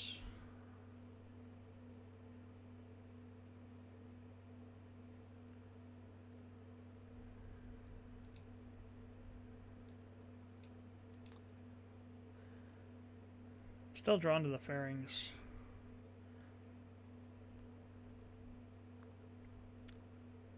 So that'll help a lot in getting us up into orbit a lot easier. Yeah, let's go ahead and do that. We'll look at these fairings.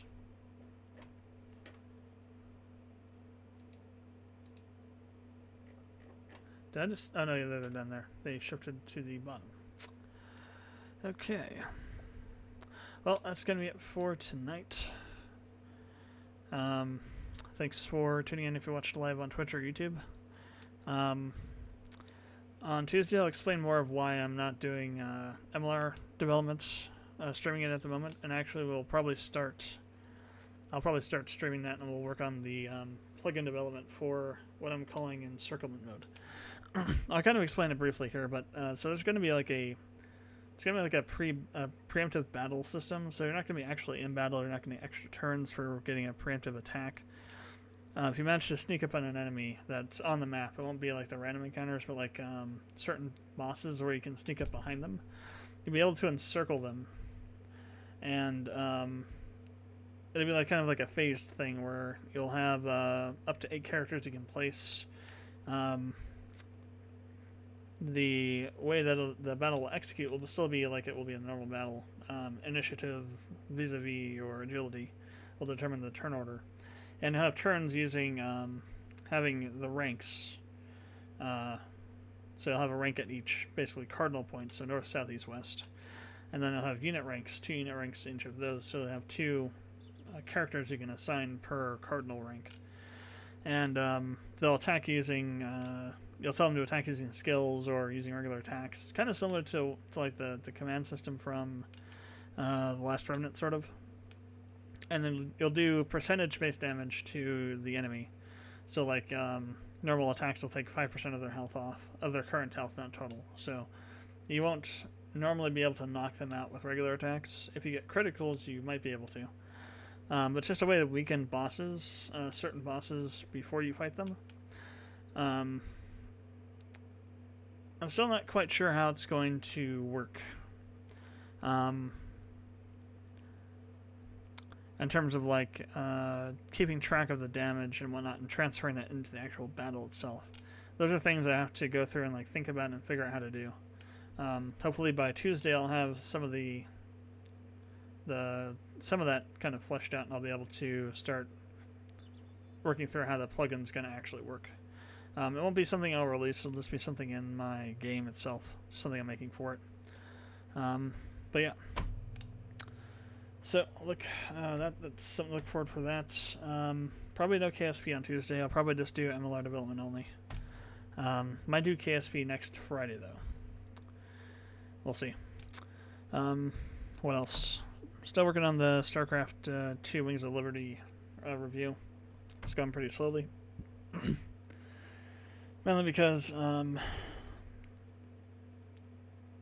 of my contracts I have with one of my clients has kind of required me to do more work recently.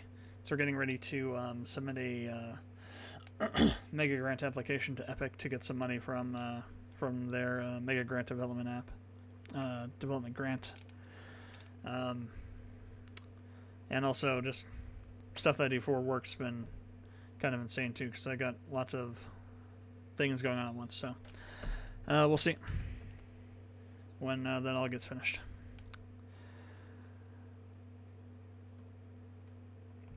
Let's see what else. I mentioned a couple times, but I'll be launching a Patreon page in September. More info for that coming later. I will have hopefully an alpha version of the demo of the game ready by then, so that it'll have something that you can actually get by subscribing at the not the highest tier, but the next to highest. We'll have that. Well, both the two highest tiers will have it, but the highest tier will also have. Actually, I think it's the third highest. I'll have to check, but the highest has 10% discount for both Legend of MLR and Odyssean Void when they come out. Access to alpha and beta builds of the game. Access to alpha versions of the demos. And I guess beta of the demos too. And then the varying levels of the access and time of access changes depending on what level you're on going down. Yeah, so more information on that coming. I'm not going to lock anything behind Patreon like a lot of other people do. Like they'll do like partial videos or something, or like cut parts out to try and get you to subscribe. I'm not going to do any of that kind of crap. It's just going to be for stuff that you wouldn't get watching streams or watching videos. Actual stuff from the stuff I'm working on. So tangible benefits, not arbitrary bullcrap. Of course, it's dependent on me getting the alpha version of the demo ready by then. So we'll see how that works. Yeah, but I think the encirclement thing is going to take too much time. And you know what? As a matter of fact, I'll probably not do it at all, now that I think about it. It's probably going to take too much time, and I probably won't be able to get it done by September. So I'll leave that out for now. We'll work on that some other time. But I'll get the details down, and I'll describe it on Tuesday. That's what I'll do. So, yeah, I will see you on Tuesday, same time as usual, 7:30 MST, and we will see what happens.